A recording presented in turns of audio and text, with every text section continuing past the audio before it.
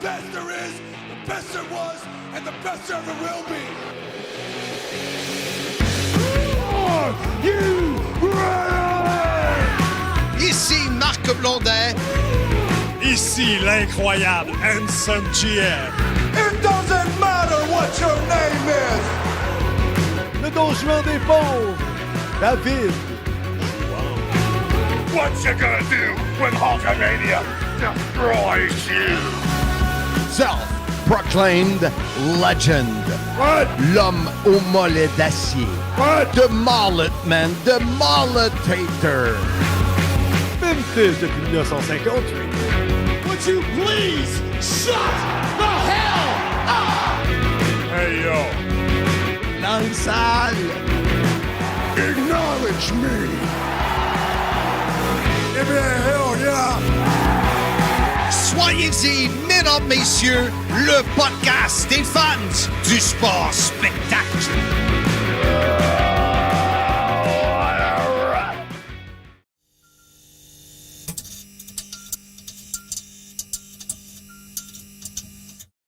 Salut tout le monde, bienvenue au podcast Soyez-y, mesdames, messieurs, votre rendez-vous hebdomadaire pour discuter de lutte professionnelle.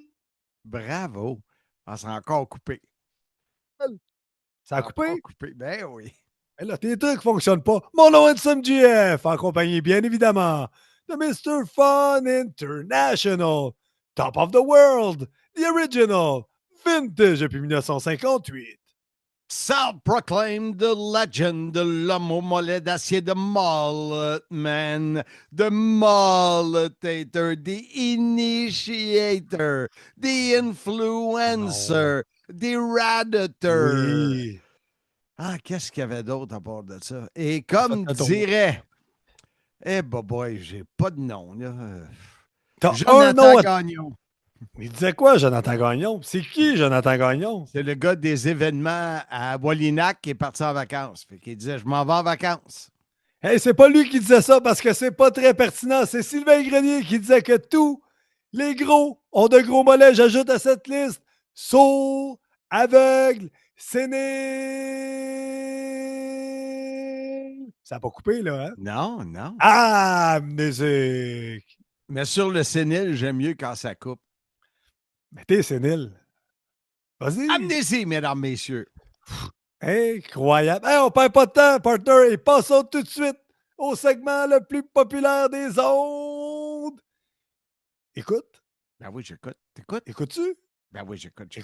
Écoute. Hey, Patrick Lagacé, là, le Ouais. matin 98.5 FM Montréal, puis aux habits des Europes, là, les écoutes, c'est incroyable. Si on faisait un drinking game, à chaque fois qu'il dit écoute le matin, on serait chaud. chaud raide à 6h30. Chronique mondaine. J'écoute. Les nouvelles du monde du catch. Écoute. Les potins savoureux. J'écoute. Les blagues pas drôles. Ah non, ça je n'écoute pas. Mais sais-tu quelle heure il est? Mais oui, c'est l'heure des nouvelles de Marc. Mais non. Enfin oui. Mais on dit les nouvelles à Blondin. J'écoute. Bon. On commence les nouvelles à Blondin, les nabs, comme tu aimes les appeler. Marc, parle-nous donc de l'entraînement. Comment ça va? Bizarrement, j'essaie de trouver une réponse à mon problème. Quel est ton problème? C'est de te trouver une réponse. Ben, tu vas peut-être pouvoir m'aider. Je cours, mettons, 35 minutes dehors. Je fais mon 4 km. J'ai mon tapis roulant me dit que 2,5 milles me donne 4 km.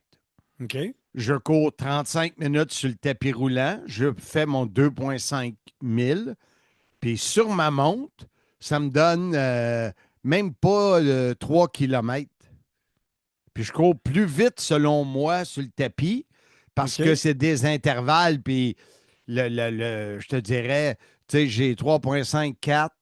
4, c'est à peu près ce que je cours dehors, mais 4,5, 5, 5,5, tout ça, c'est beaucoup plus vite que ce que je cours à l'extérieur. Puis le temps est là. Ils sont tout enregistrés, mais la distance, je sais pas, je comprends pas. C'est la précision des montres, des fois, qui fait qu'ils ne calculent pas le nombre de pas de la même façon pour tout le monde. C'est peut-être là-dessus, mais Ben oui, mais c'est la même montre que j'ai quand je cours dehors. Fais-tu les mêmes foulées, les mêmes enjambées? Est-ce que tu bouges les bras de la même façon? Ben, là, c'est dur à expliquer. Jazz, a dit que ma montre n'est peut-être pas assez serrée. Jazz, mon épouse. Ben, on la salue, sûrement l'écoute. Et ceux qui nous regardent sur YouTube, là, Jazz apprécie énormément le chandail que tu portes en ce moment, là, le vintage canadien, rouge et vert. Et surprise générale, il y a des gens qui t'ont dit qu'ils le trouvaient beau. Oui, je te disais que 7 sur 10 le trouvent beau. Ben, 7 sur 10 de ton entourage, ça vaut quoi, ça, 7 sur 10 de ton entourage? Hey, L'important, parlant, c'est... Oui. Oui, vas-y. Jazz, elle le trouve lettre. C'est Ouais. elle la plus importante parce que rappelons-nous, Marc, que ta plus grande qualité, c'est que tu as très bien marié. C'est vrai. Ne l'oublie pas. Tu parlais de l'entourage, Oui. je te l'ai pas écrit, mais une note plus triste.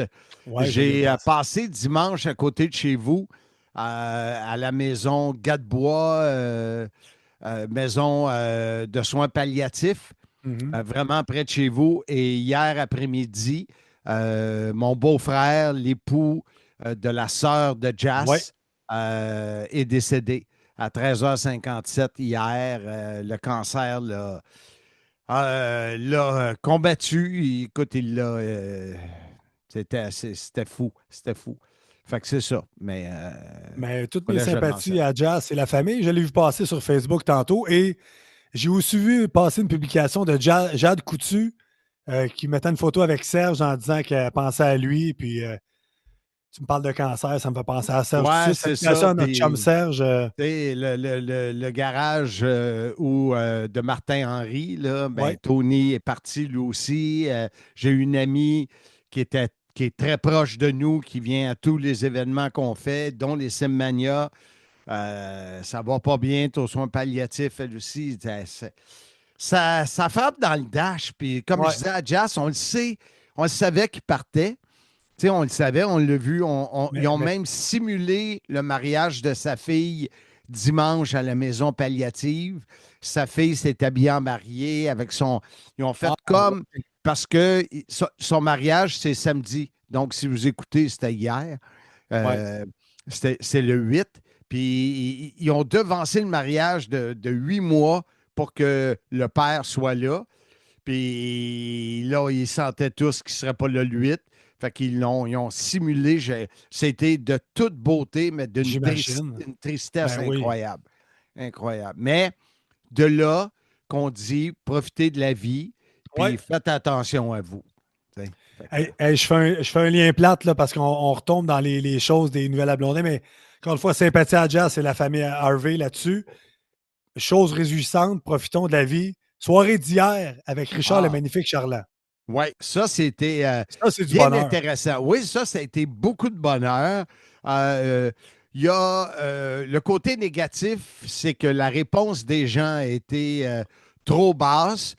Heureusement que Richard, ses amis de Ville-et-Mort, t'as une douzaine, on était peut-être 25 dans le sous-sol du Monk, Café Monk Buvette, et que j'organisais avec Martin Brissette, le millionnaire, son épouse, la jolie star et leurs amis sur l'île de Gilligan. J'ai Bon. des frissons, Marc, tellement c'est bon. Hey, moi aussi, je me donne moi-même des frissons. chair On de dirait que poule? j'ai la chair de poule, de chair de poule. Là, Mais c'est là, ça, je trouve une porte. on a vendu, écoute, grosso modo, une dizaine de J'écoute. billets. Oui, c'est ça. Une dizaine de billets et la gang à Richard sont une douzaine. Donc, on était 25, c'était parfait. Ces Ouais. chums ramenaient des souvenirs d'enfance dans les Ah, ça, questions. c'est bon, ça. Fait qu'on mélangeait lutte et souvenirs d'enfance, tout ça. C'était vraiment intéressant. Tout a été filmé par Juan José de... Oui. comment ça s'appelle? Tracos. C'est le nom de sa compagnie, Tracos Solutions. 3 caméras. Et ça y a pris 2 heures à partir de Sainte-Thérèse puis de venir à Ville-et-Mort. 2 heures, il capotait. Mais il n'y avait J'imagine. pas de transport en commun. Il pleuvait. Fait que, tu sais, Mais ça ouais. aussi, ça n'a pas aidé. Mais les gens n'ont pas répondu. Puis c'est très dommage parce qu'ils ont manqué une soirée qui était débile. Comme les fruits, comme les légumes. Oui. Comme les poissons. Mais il n'y avait pas de Japonais dans la place. Tac, tac. T'as Mais pas été Richard mangé à a été- l'Indien non plus, là. Non, j'ai pris un burger là-bas qui était excellent au Monk Ouais. Café. Et ça a duré, écoute, on a fermé les J'écoute. micros à 10 heures. Excuse-moi. C'est fou comment que ça sort de ça, là, le mot. Écoute. Je te dirais, on a fait à peu près 1h45. Martin, il amenait des dates, des combats. Richard partait sur des anecdotes. Ouais, quelle formule vous avez fait ça? Est-ce que tu étais le maître de cérémonie? Tu as mis la Oui, table? ben ça, j'étais un petit peu le maître mis de la table? cérémonie. The table was put in. Oui. Mais c'est, tu sais, le focus, c'est Richard qui parle. Tu sais. Ouais. Des fois, j'amenais des choses. Quand je voyais qu'il coupait trop court et qu'il ne donnait pas assez de détails, je le relançais. Oh, on vient de voir ta jolie, Là, j'ai trop chaud, là. jolie chevelure, du moins ce qu'il en reste. Oui. En passant, ça me fait penser à ça. Hier, Martin Brissette me dit, tu sais, le podcast en image, tu peux le mettre sur Spotify. Hein? Je savais pas. Mais moi non plus. Il m'a montré Demolition, leur OK. podcast vidéo. Il Il m'en a parlé de ce podcast-là. il est sur Spotify. Fait qu'il faut que j'en parle avec. En vidéo. Oui, en vidéo. Tu vois les trois, là. Il était trois. OK. Il m'a montré ça. J'ai appris. On apprend de quoi tous les jours. Mais À qui tu c'était voulais en parler, t'as dit? David. David. David Jouan. David Jouan. Le Casanova des pauvres! Non, Marc, c'est le Don Juan des pauvres. C'est une rime. David Jouan, Don Juan. Hey, parlant de rime. Oui. J'ai pas pu parler de la commandite à Stéphane Snenitsky parce Le gros burger des qu'aujourd'hui. pauvres, tu Marc Ouais. Côte-Saint-Louis. Oui, exact. Aujourd'hui, puis c'est drôle parce que Martin Brissette, t'es sûr que c'est un gros commanditaire payant. Parce qu'il Hey, il n'a jamais donné une scène. Oui, pas vrai, il était commanditaire au début. Ah Tu sais, oui, leur mais, sourire, là, tu te souviens de la oui, pub? oui, oui, il fait longtemps. Oui, On enregistrait au chez début. Pierre à l'Épiphanie. Oui. Mais aujourd'hui, on a rentré 5 véhicules pour le Jeep Adjust, mon Jeep, le Cube de M. Fun, le Ford. Ben, on l'a fait aujourd'hui. Oui, mais les gens le savent que c'est tous tes véhicules. Mais OK. pas l'auto de Cédric, lui, il s'arrange. L'auto l'auto de Liam. Et quand j'ai vu mes roues qui étaient prêtes à mettre sur mon Jeep, j'ai dit, c'est pas ceux-là que j'avais choisis. C'était des pneus à clous. Puis OK. là, Stéphane, je suis sûr que c'était ceux-là. Fait que là, il était pas de bonne humeur parce qu'il était obligé de changer les pneus. Moi, j'étais convaincu que je n'avais pas choisi à clous parce qu'entre-temps, quelqu'un m'a dit que tu n'avais pas le droit, dans bien des États américains, d'avoir des pneus à clous. OK. Mais moi, je savais pas ça. j'avais déjà choisi ces pneus-là, mais là, j'avais le doute dans ma tête. Finalement, ils ont changé mes pneus. Là, j'ai donné du type en masse aux 4 boys dans le garage. Ouais. Je vais leur amener des cigares. Puis j'ai dit à Stéphane, c'est vraiment mon erreur. C'est vrai que j'avais dit que je les prenais. Mais en tout cas, c'était pas le temps de demander une commandite là. Mais Mais je c'est vais pas leur parce que prendre tu une journée qui est plus de bonne humeur. Il est de mauvaise humeur, puis il amène 5 véhicules à faire la job dessus. Mais tu sais, je dis ça, je dis rien, là, mais on le Ouais, salue quand mais- même. Tu sais, lui, là, honnêtement, depuis 2 semaines, puis pour le prochain mois, là, c'est quasiment aux 15 minutes. Fait que Ah non, mes c'est 6 ça. véhicules, ça ne dérange pas. Puis en plus, il me fait un bon prix. Bon, mais ça, c'est réglé. Donc, soirée d'hier, Richard le Magnifique Charland, plusieurs questions du public. Toi et Martin Brissette, vous avez posé des questions. Martin Brissette fait triper parce qu'il connaît toutes les dates. Il a amené plein d'histoires. Ouais. Et ça, on va le diffuser éventuellement sur le podcast ici.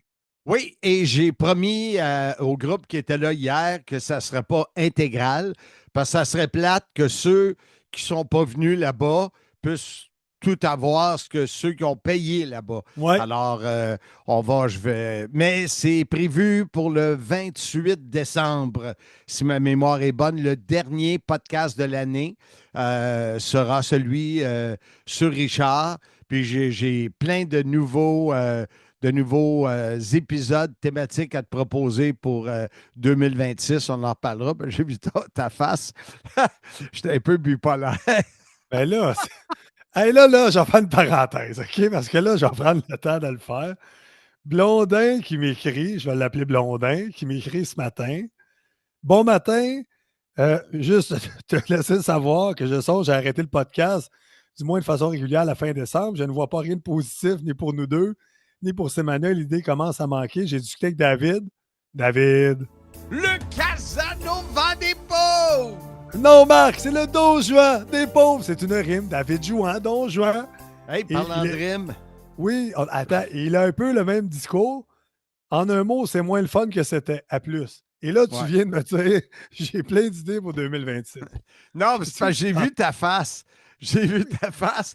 J'ai jasé avec Jazz. Puis j'ai dit, est-ce qu'on... Oui. Non, la salue, sûrement à l'écoute. Je disais, on va peut-être arrêter à la fin décembre. Je pense pas que ça donne rien d'essayer de se rendre à 5e anniversaire au mois de mars, parce que moi, je trouve que tu devrais. Jusqu'au 5e anniversaire au moins, tu verras. Fait que là, OK. Puis là, j'ai parlé à David Jouan. David Jouan. Le Casanova des pauvres. Non, Marc, c'est le Don Juan des pauvres. C'est une rime, David Jouan. Don Juan. Puis lui, il me dit, si vous continuez, je continue. Il n'y a pas de souci du coup.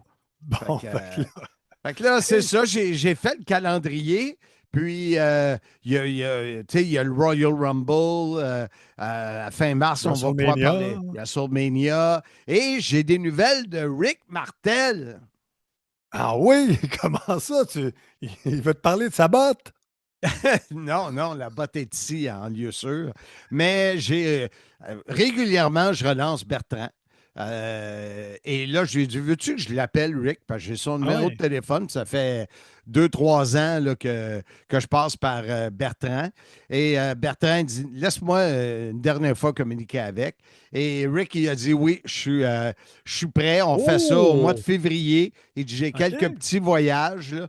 Fait que, mais la possibilité est forte que je dois aller à Québec avec Bertrand pour faire le podcast chez lui. Okay. C'est plate qu'il ne reste plus à Coco Beach comme dans le temps qu'il luttait. Ben oui, on pourrait demander des commanditaires pour y aller. Mais là, à Coco Beach, arrête.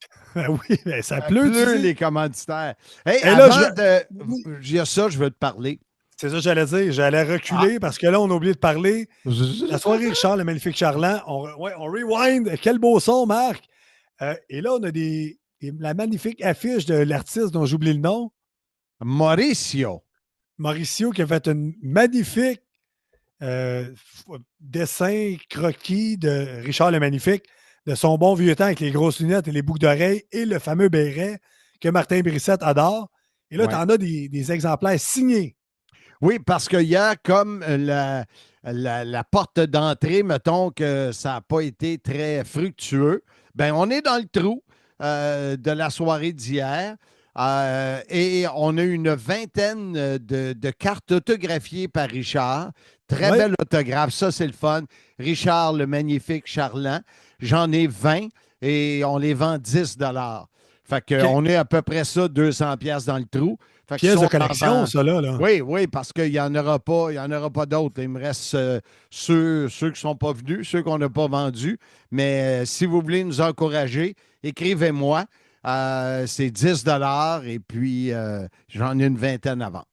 Voilà. Bon, parfait. Mais intéressant. Donc, Richard, le magnifique Charland, une belle soirée. On va en savoir un peu plus loin en décembre. Rick Martel à suivre. Incroyable. Et là, on parle à la carte.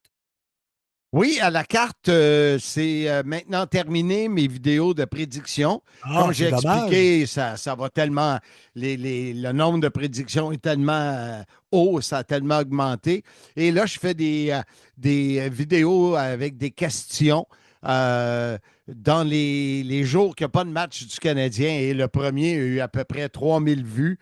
Celui que je posais la question, à savoir quelle vedette japonaise les cartes avaient le plus de valeur.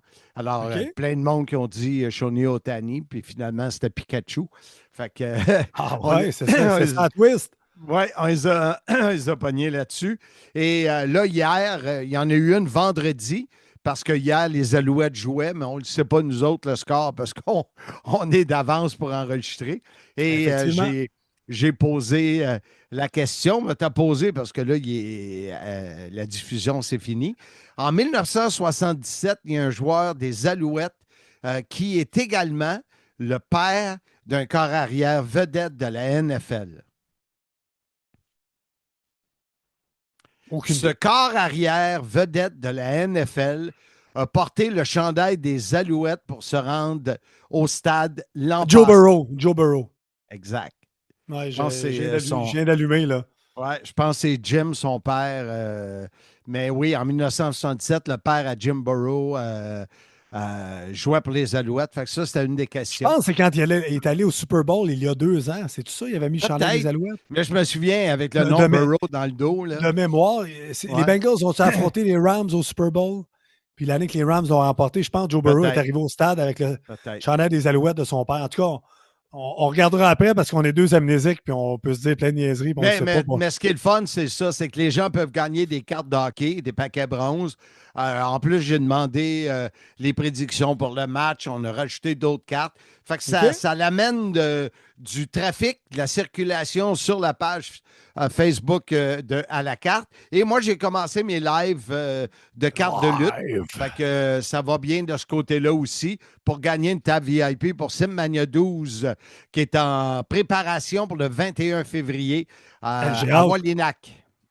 Hâte de savoir si je vais être sur le show en partant parce que là, j'ai des gens de la Mauricie qui ont commencé à m'en parler. Là. Ben, j'aimerais ça que tu sois sur le show. Oui, j'aimerais ça. Bon. Là, j'ai pris ma fameuse pause là, d'un show. Puis là, Ouais. c'est bon, tu veux me revoir. Je suis content d'entendre ça, Marc. Ah, j'aimerais que tu sois toujours là. Ben, je vais être là 21 février. Les gens de Montsoude vont sûrement prendre Sans une table. toi, la vie n'est pas aussi belle qu'un coucher de soleil. Sans toi. Qui chantait ça? Personne ne vient de l'inventer. Incroyable. Auteur, compositeur, c'était le gala de la disque en plus. Hey, C'est le tout gala de est la dans disque ce tout. soir.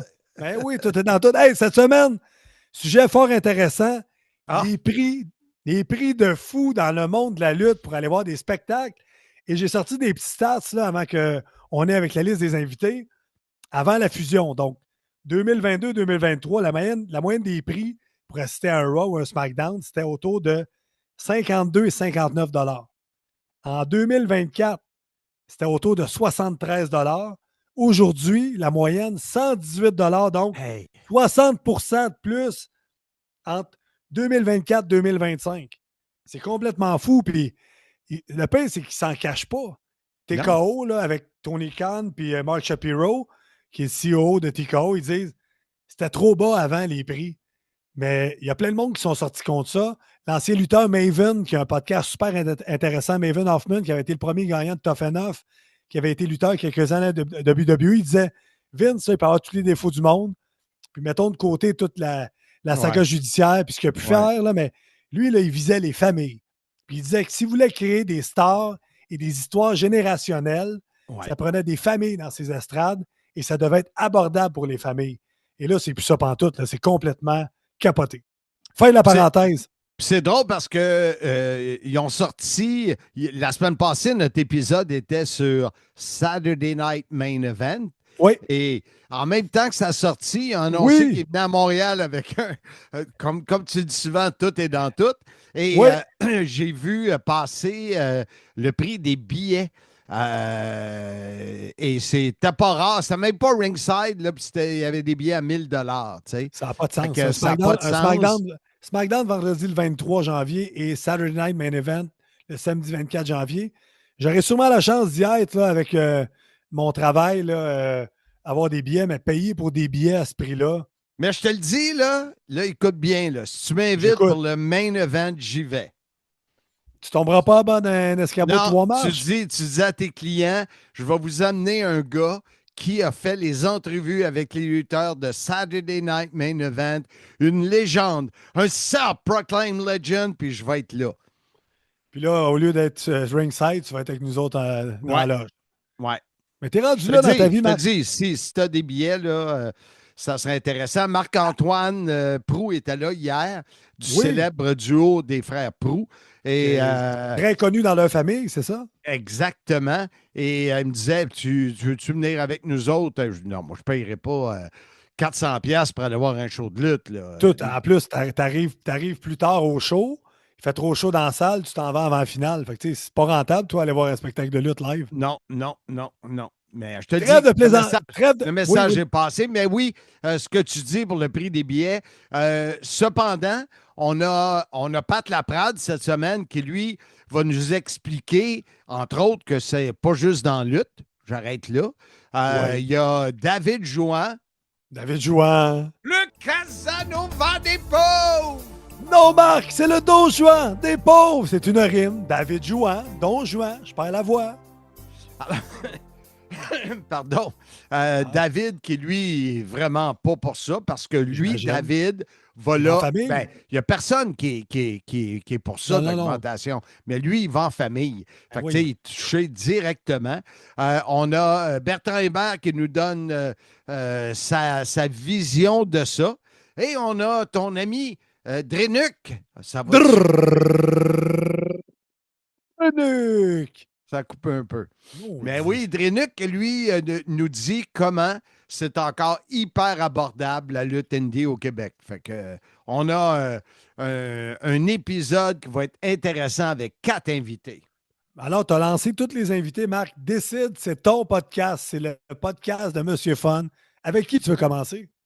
Je commencerai avec Bertrand Hébert. Alors, sans plus tarder, l'entrevue que tu as réalisée avec notre professeur Bertrand Hébert.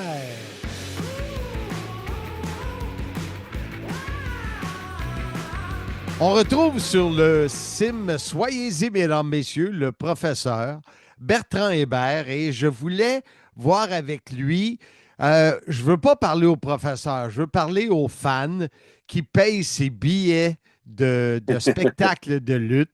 Ça arrive-tu que tu payes?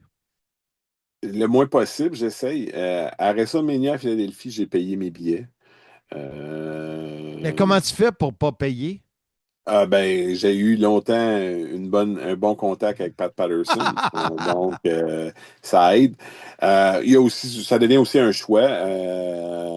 Cette année à Las Vegas, on a eu des billets aussi par un contact à Zach. C'est vraiment. Contact à Zach. C'est Zach Ouais, qui c'est amène Zach les qui est rendu avec contacts des- à son c'est père. C'est Zach qui est rendu avec des contacts. Mais c'est vraiment difficile. Puis là, écoutez, en 2 ans ou à peu près, les prix ont doublé, là. C'est énorme parce que déjà, les billets commençaient à être chers il y a un an. Là, les billets sont rendus au double. C'est énorme, là. Clairement, ça fait que ça sort des gens complètement de voyage pour aller à WrestleMania. Je veux dire, t'es pas. Pour 2 soirs de WrestleMania, là, t'es à 2000 quelques pour être dans le pit, là. Pour les, Et tu n'as rien payé de Plus. repas, d'hôtel, de rien. T'as pas d'hôtel, t'as pas de voyagement, t'as pas de bouffe, t'as pas rien, là. Comment? C'est beaucoup, là. C'est Comment, vraiment toi, tu vois ça comme fan de lutte? Moi, je pense que, bon, moi, j'aime pas ça, c'est sûr, mais je vois bien que TKO sont là pour faire du profit, comme toute autre organisation qui sont Oui, des ça, organisations. on est comme ça. d'accord. Ils sont comme Walmart, Amazon, ils vont vendre leur âme pour faire une pièce, puis ils vont mettre 2 personnes dehors pour mettre un robot à sa place, sans même se poser de questions. Et là, ils augmentent le prix des billets parce qu'ils trouvaient que les billets étaient trop bas. Puis plus qu'ils augmentent le prix des billets, ils les vendent pareil. Oui, ça, c'est le point que je voulais t'amener. Qui peut encore se payer ces billets-là? Ben, clairement, des gens qui sont des fans, mais des fans à un autre niveau, puis des fans qui ont des moyens ou des parents qui ont les moyens, parce que rendu là, on n'est plus familial du tout, là. Je veux dire, c'est intense. Puis quand j'étais à Philadelphie, j'ai payé cher mes billets, mais j'étais content de mes 2 soirs. J'ai eu vraiment 2 belles soirées de lutte. À Las Vegas, j'ai pas payé mes billets, puis j'étais un peu déçu de mes 2 soirées de lutte. Si j'aurais payé mes billets au prix que les billets valaient à Las Vegas, j'aurais été déçu. J'aurais été salement déçu.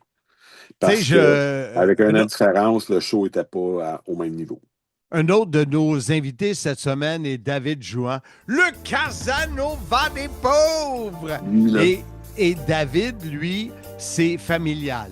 C'est avec son épouse, avec son fils Kylian, des fois avec son père. Et lui, il est vraiment amer avec le coût des billets du côté de l'Europe. Et c'est la même chose ici, là. Oh, oui, non, mais je veux dire, il y a de quoi, là. Moi, je vois pas dans quel monde en ce moment j'aurais envie de payer le prix des billets actuels si je pourrais avoir des billets de faveur ou de gagner un concours pour avoir les billets. Parce que je sais que c'est souvent un coup de dé. Des fois, c'est bon, des fois, c'est moins bon. Des fois, il y a plus de lutte, des fois, il y a moins de lutte. Tu sais, tu vas voir Monday Night Raw, tu payes 300-400$ ton billet, mettons, puis qu'il y a pas vraiment beaucoup de lutte, beaucoup de parlage, puis que tu aurais pu être assis dans ton salon, puis tu aurais mieux vu.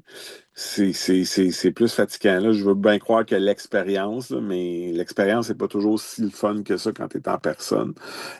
Surtout pour le prix du billet. Moi, je pense que c'est une bulle. C'est comme là, la bulle, on souffle dans le ballon, puis là, le ballon il grossit, puis devient gros, puis il étire de partout, tout va bien. Mais on le sait, toi puis moi, la lutte, c'est cyclique. À un moment donné, on va frapper le mur. Puis je pense qu'à ce moment-là, on va voir le prix des billets revenir vers des choses plus normales, mais ça reste quand même d'être peut-être relativement hors de prix encore. Mais qu'on va retrouver la nouvelle base, là, parce que les billets étaient quand même abordables. Là, le problème, c'est que si tu peux sortir à deux, mettons, mais si tu as 3-4 enfants, oublie ça, il n'y a plus personne qui va amener 3-4 enfants entre 5 et 12 ans avec sa femme en voyage. On va être rendu à je ne sais pas combien par billet. Là. Si une paire de billets te coûte 2000 dans le pit à deux, pour 2 soirs. Puis là, quand je dis le pit, là, c'est le pit, là, c'est Ouais. quasiment but obstrué, puis tout. C'est fou. C'est ça. Ça commence à faire beaucoup, là, si tu payes les billets pour tout le monde parce que c'est la famille qui sort. Je te ramène dans les années 70 au parc Jarry.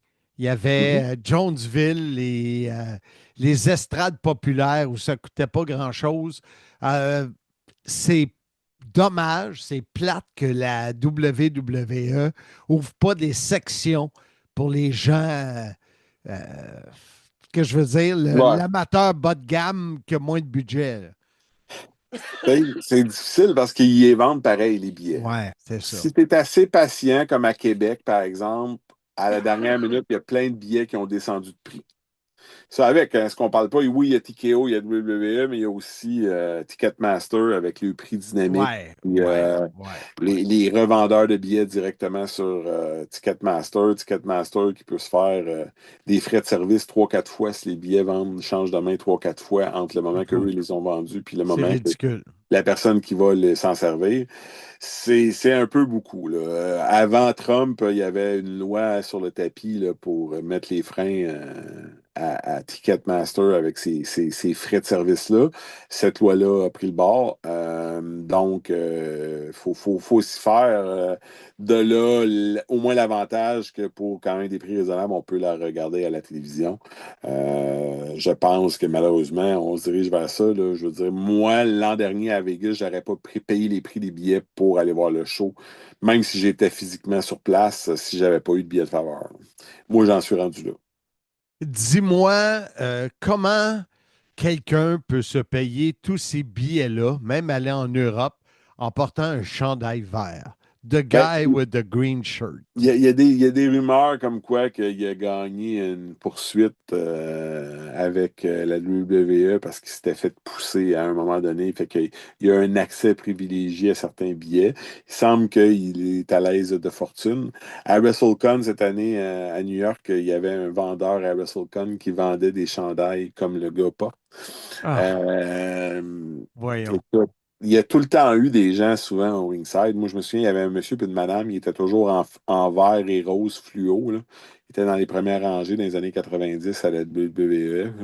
Donc, il y a tout le temps eu des gens qui avaient des accès privilégiés puis qui s'arrangeaient pour avoir la première rangée un peu partout puis voyager un peu partout à travers l'Amérique. Là, lui, il dépasse un peu les bornes, on s'entend, mais bon, par exemple, à WrestleMania, il a même sonné la cloche dans le pre-show, puis il y a eu son entrée, puis des choses comme ça en extra. Donc, il paye vraiment un package supérieur. Il y a des packages complètement fous, là, où tu peux avoir des rencontres privées avec les gars, tu arrives d'avance, tu vas te faire photographier sur le ring. Ça finit plus, là. Des Ouais. affaires qu'on parle de 20 puis 30 000 US le package, là. Euh, apparemment, il y a des gens qui sont prêts à payer ces prix-là. Et TKO, en tant que compagnie sans cœur et sans vergogne, va tout simplement vouloir faire de l'argent, rembourser ses dettes, faire de l'argent, rembourser les gens qui ont des actions de TKO et sans aucun autre plan. C'est pour la même raison que quand ils vont décider que quelqu'un ne fait plus l'affaire, il ne fait plus l'affaire. Là.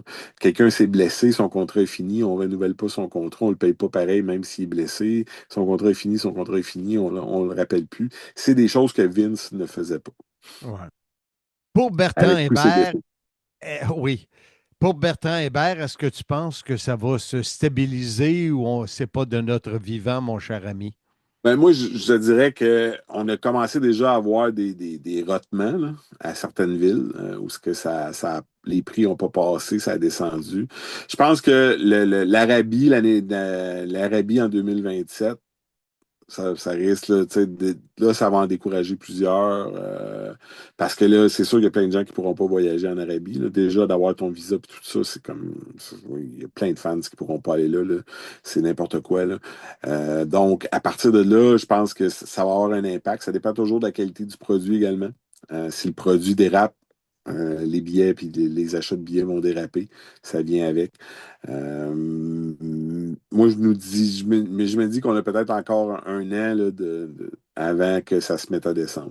Donc, moi, nous WrestleMania 2027, là, je pense qu'on est encore, jusqu'à WrestleMania 2027, on est dans le. Aïe, aïe. Ils vont craquer les prix encore. Parce qu'on a vécu avec All Elite Wrestling à plusieurs reprises, dont ici au Québec, où les prix étaient affichés et que ça baissait. Et il y a eu cette discussion que j'ai eue avec David Jouan, le Casanova des pauvres, qui lui disait, tu as le choix. Soit que tu prends tes billets, tu es sécurisé, tu es sûr que tu vas être là, ou tu prends une chance, ça va être encore ça. Là. C'est un peu ça, effectivement. Ouais. C'est pas évident. Sinon, il y a la lutte indépendante. Pardon? Sinon, il y a la lutte indépendante. Exactement. Il y a les Simmania, il y a les Sans Restriction, il y a la NSPW, il y en a plein. Il y en a plein et c'est de la bonne lutte. Bertrand Hébert, merci de nous avoir donné ton grain de sel sur ce. Il fallait en parler parce que je pense que c'est devenu pas ridicule parce que je comprends la compagnie qui, elle, veut augmenter et profiter de tant que ça se vend. Let's go. Mais ce que ça va faire, c'est que là, on va créer des familles qui n'amèneront pas la famille à la lutte. Donc, tu vas perdre les enfants qui vont redevenir des fans de lutte puis qui vont amener les enfants plus tard. Donc, là, il y a comme une perte qui va se faire quand la trappe va tomber puis que ça va être trop cher puis que les gens ne voudront plus payer. Là, ça va être plus difficile de rebâtir la base parce que tu vas avoir une moins grosse base pour te repartir. On va faire comme on a toujours fait dans le monde de la lutte, cette fameuse vague. On descendra en bas et ils trouveront une façon de la remonter. Bertrand Hébert, monsieur le professeur, merci beaucoup d'avoir été avec nous. Encore une fois, 2 semaines d'affilée. Et on n'espère pas se reparler pour une mauvaise nouvelle bientôt. On va se croiser les doigts. Merci, Bertrand. Au plaisir. Au revoir. Votre duo d'animateurs préférés aimerait remercier l'équipe de À la carte, qui nous appuie et nous soutient pour nos voyages vers les événements TNA. Suivez-les sur leur page Facebook, faites vos prédictions et qui sait, vous pourriez gagner des cartes de hockey. Marc Blondin a prédit avec succès et a gagné une carte de Cale Makar valant plus de 800 $. À la carte, merci. Intéressant son point de vue, mais comme je te disais avant l'entrevue, il n'y a personne qui lève la main et qui dit les billets sont chers. Mais c'est ça. Mais justement, je vous ai parlé de notre ami André Terrien, qui est le booker en chef de Simmania. Très critiqué dans le monde de la lutte indie. Le mouton noir de la lutte au Québec. Mais noir foncé. Et lui, il nous donne un peu les détails de combien ça coûte aller voir un show indie au Québec. Fait que présente-le à ta façon colorée. En espérant que ça ne coupe pas sans plus tarder, l'entrevue réalisée avec René.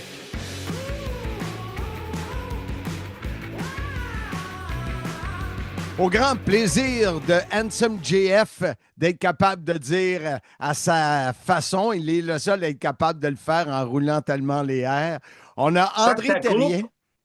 Oui, sans que ça coupe. C'est ça, il pique, puis on lui dit depuis 3 ans, mais il fait pareil que si tu veux, il a une tête dure.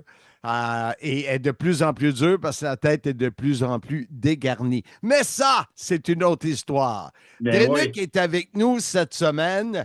On a parlé avec Bertrand Hébert, on a parlé avec Pat Laprade. Le prix des billets. Premièrement, en tant que consommateur de lutte, André, toi, les grosses fédérations, ça te dit quoi, ces prix qui ont augmenté en fou depuis quelques années? Dans mon livre à moi, ça n'a aucun sens.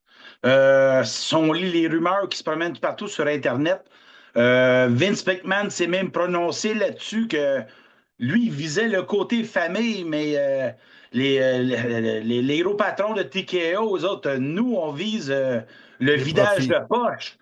Donc, ces deux conceptions, ces deux perceptions, j'adore pas ça. Je vois les prix, puis je comprends pas que le monde va payer 10-15 000 $ pour voir WrestleMania, puis US.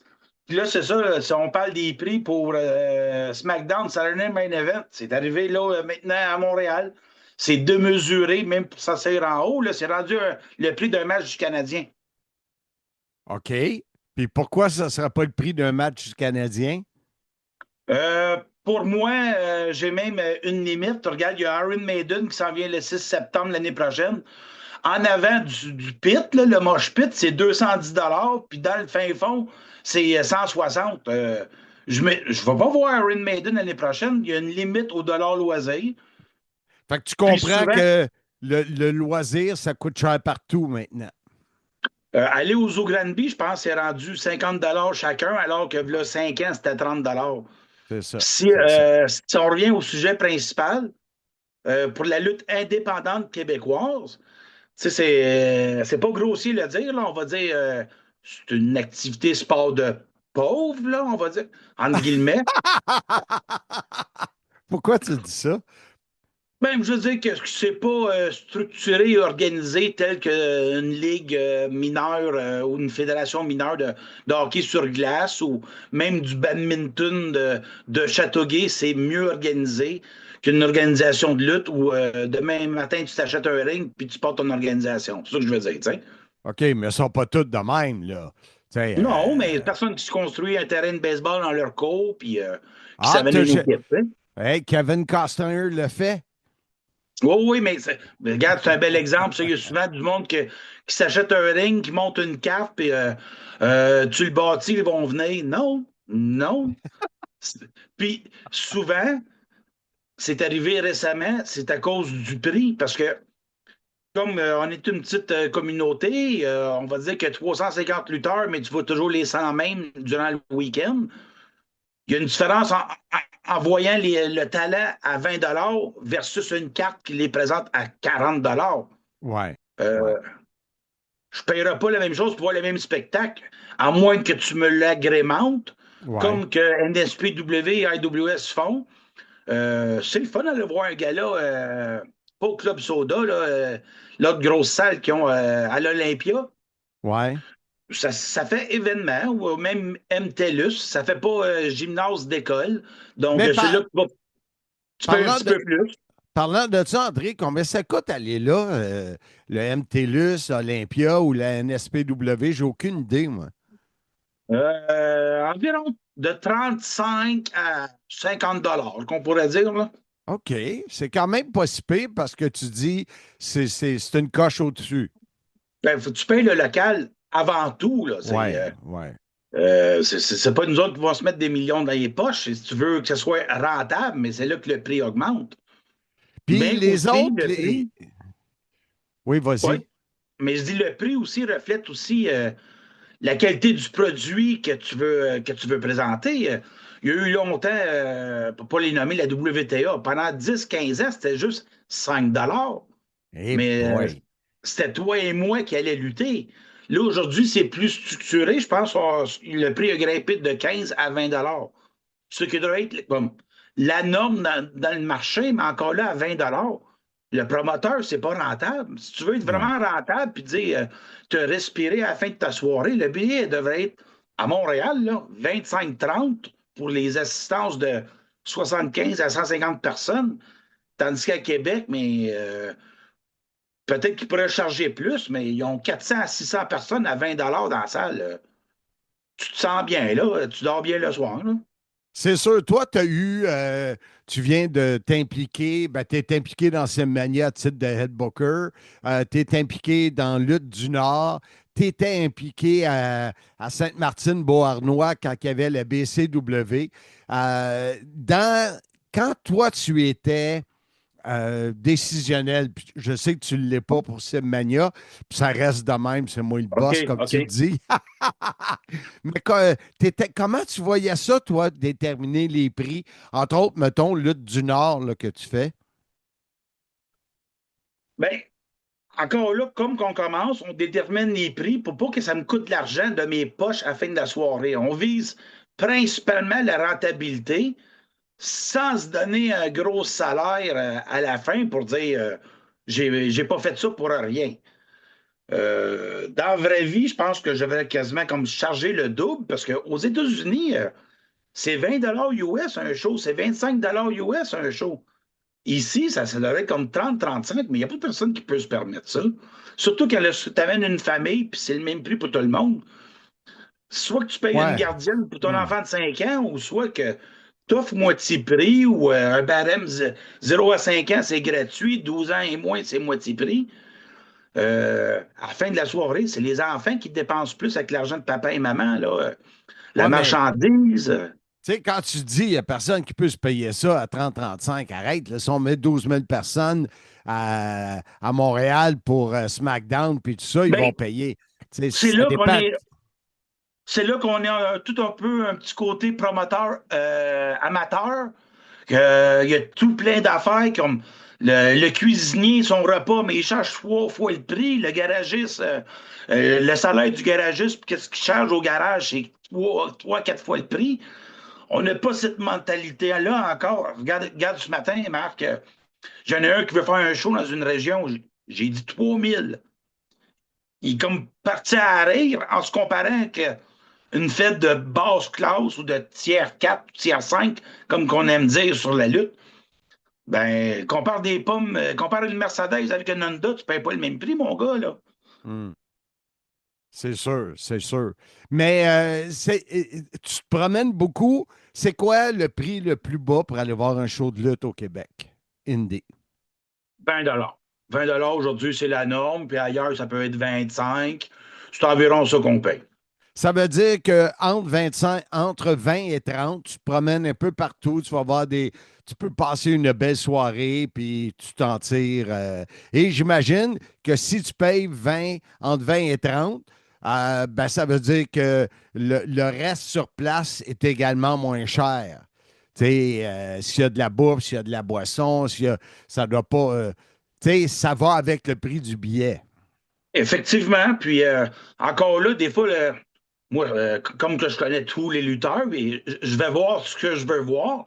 Mais il y a des cartes, des fois, que le talent va être plus bas, mais la salle est à pleine capacité. C'est là qu'il faut que tu exploites le côté divertissement puis capitaliste. Tu es là pour vendre un produit, fait que c'est bien beau qu'est-ce qui se passe dans l'arène, tant que le monde sont divertis.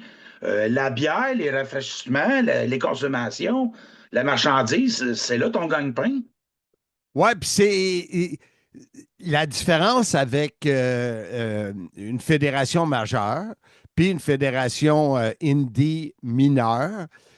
C'est que souvent, les gens vont acheter leur billet à la porte. Donc, l'argent qu'ils ont dans leur poche le soir même, déjà, la poche se vide en rentrant dans la salle. Comparativement à quelqu'un qui achète son billet 2 mois d'avance, mettons, pour aller voir SmackDown ou Saturday Night Main Event, cet argent-là est dépensé 2 mois avant. Fait que quand tu arrives le soir même, ben, tu peux avoir un budget pour dépenser sur place. Tandis que la lutte indie, si tu sors ton argent soi-même, tu n'achètes pas tes billets d'avance, ben il reste que ton budget par jour, il part. Tu comprends ce que je veux dire?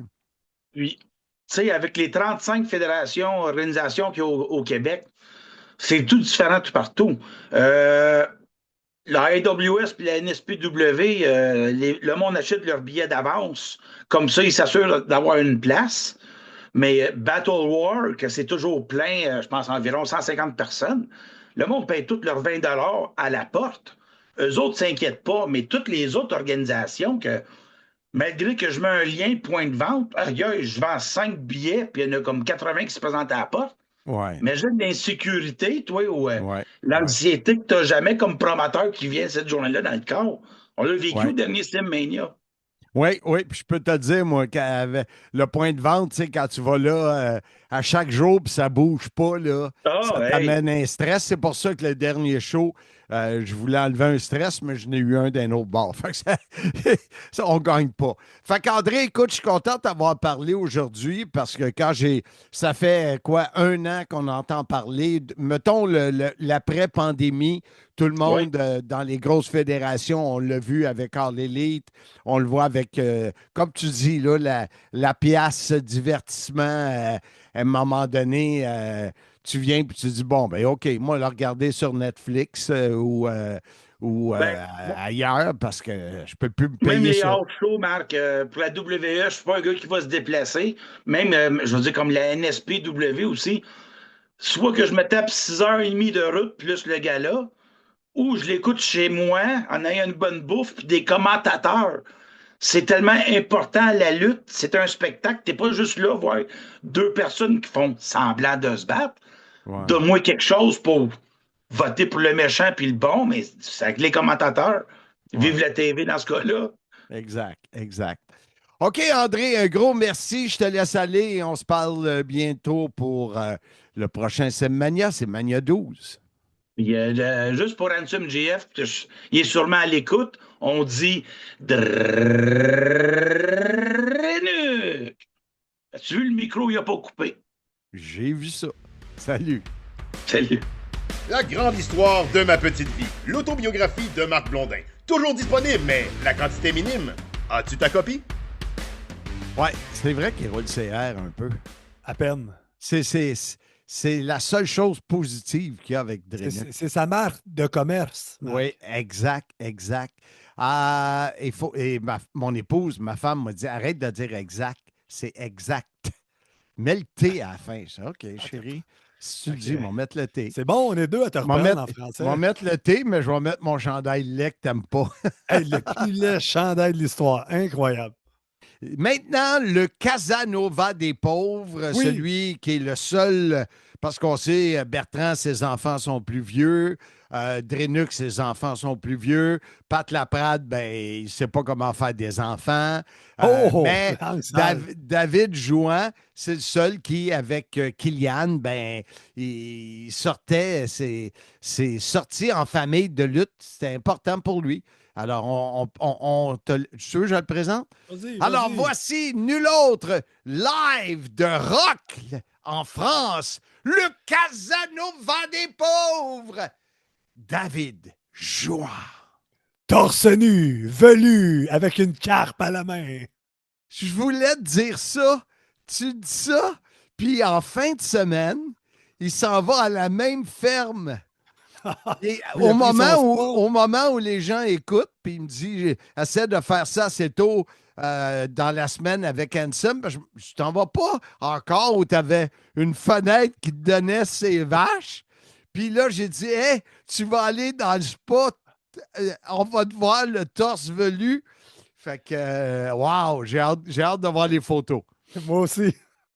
Si photos il y a, ça va être spécial.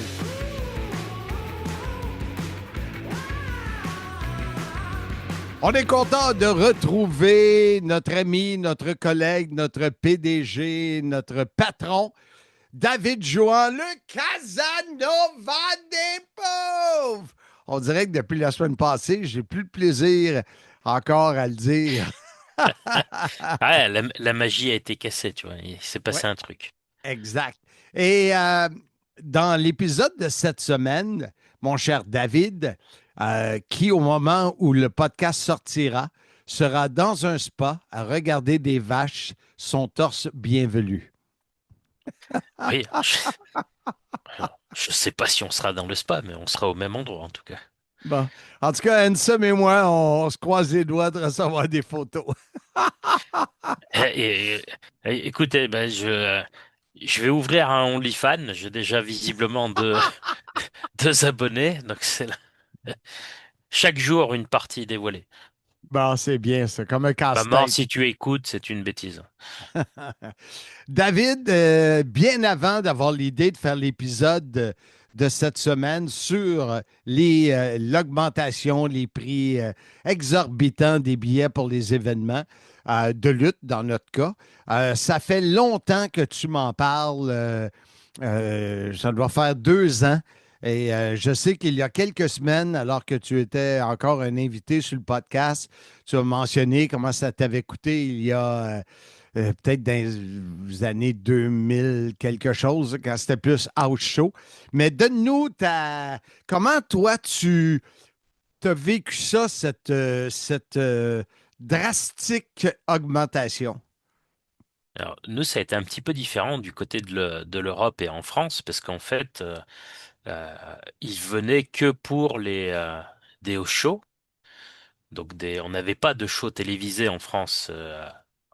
Excepté les Bercy, le 87 que tu avais Ouais. fait ou autre. Mais si on parle dans les années 90, donc on n'avait que des live events avec, comme je te disais, j'avais fait des shows au premier rang à Strasbourg, 70 € la place.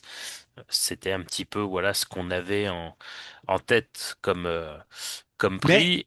mais à cette époque-là, pour toi, est-ce que 70 €, c'était beaucoup? On parle de quelle C'est année?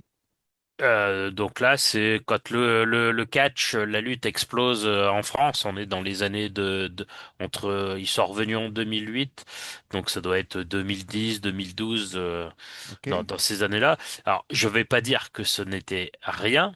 70 €, ça faisait une petite somme, mais ça n'avait rien à voir avec les prix. Euh, dont je vais parler tout de suite, puisque on était habitué à ces shows. Le prix des billets avait monté. Quand il venait après, il venait plus que sur Paris à Bercy, où les premiers rangs étaient plus chers. Et est arrivé aussi ces packs d'expérience ou VIP, où vous rencontrez des lutteurs avant que le show commence, vous pouvez faire des photos avec. Bon alors c'est jamais les main eventers hein, que vous rencontrez, généralement il y a toujours des petites déceptions, mais voilà, il y avait ces packs-là qui arrivaient qui étaient déjà assez chers sur les shows. Et enfin, nous, on a eu l'annonce avec Backlash, enfin un pay-per-view, enfin, un PLE, pardon, un Premium Live Event en France avec SmackDown juste avant à Lyon. Et déjà, par rapport au prix, c'est que au tout départ, moi, travaillant le vendredi, on savait qu'on pourrait pas faire SmackDown, il y aurait donc que Backlash. Et déjà, la WWE ne proposait que des packs lors de la sortie du prix des billets. Donc les prix étaient très très chers, mais qui correspondaient à deux shows. SmackDown plus Backlash. Si vous vouliez faire qu'un des deux shows, ben au départ, vous êtes obligé d'acheter le pack puisqu'ils ne vendent pas le show à l'unité. Flabbergasté, comme on dit. Ça me surprend, là. Wow. Eh bien, alors pour info, ça a été la même chose pour Clash in Paris, c'est-à-dire que quand les billets sont mis en vente au départ, vous achetez le pack pour Clash in Paris plus le roi du lendemain. Donc bah, si vous pouvez pas assister à l'un des deux shows, bah, dans un premier temps, vous attendez. Et puis le prix des billets était enfin, on parlait de 70 €. On va comparer pour un concert, une place de spectacle, jusqu'à 200 €. Voilà, on est sur des prix qui peuvent être élevés, mais qui correspondent à peu près à ce qu'on voyait à l'époque sur une place de spectacle. Là, quand Backlash, je me souviens plus, mais les premiers prix, dans les premiers rangs, on était à des 7 000 euros. Eh boy. 7 000 euros, enfin 7 000 euros. Donc nous, on va au show en famille, donc avec ma femme et maintenant mon fils. Donc encore une fois, et c'est ce que je voulais dire, c'est-à-dire que nous, ça y est, enfin ils viennent. C'est-à-dire que pour Ouais. moi, fan de lutte depuis les années 90, depuis 94, 95, ça y est, ah, ils viennent, ça y est, on a enfin un événement en France, et là, d'un seul coup, il y a les prix qui tombent, et mince, parce que si je fais ça fois 3, ben, je peux pas y aller. C'est sûr. Ou C'était- c'était- tu prends une nouvelle hypothèque sur la maison. Oui, alors après, bon, il y a d'autres solutions, vendre la voiture, vendre un rein, vendre son corps sur OnlyFans, le compte bientôt ouvert. Le... L'homme velu. Il y a un public pour ça, sans doute. Le... Non, non, mais voilà, donc du coup, il y a eu une grosse déception. Parce que bah déjà, enfin, voilà, on va enfin voir le show, puis finalement, finalement, dans les gradins, les prix étaient à 1 000 euros.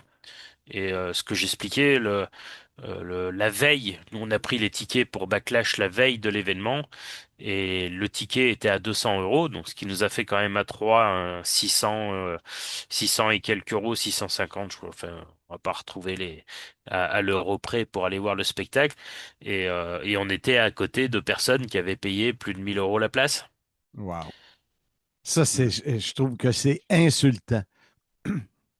Ben oui, mais ça, comme tu l'as mentionné avec Bertrand, c'était ce que je disais. C'est le problème, c'est quand on sait l'ambiance qu'on a eue à Backlash, ce qu'on a vécu, si on remonte dans le temps, est-ce qu'on prend le risque que tout soit vendu et ne pas assister au show?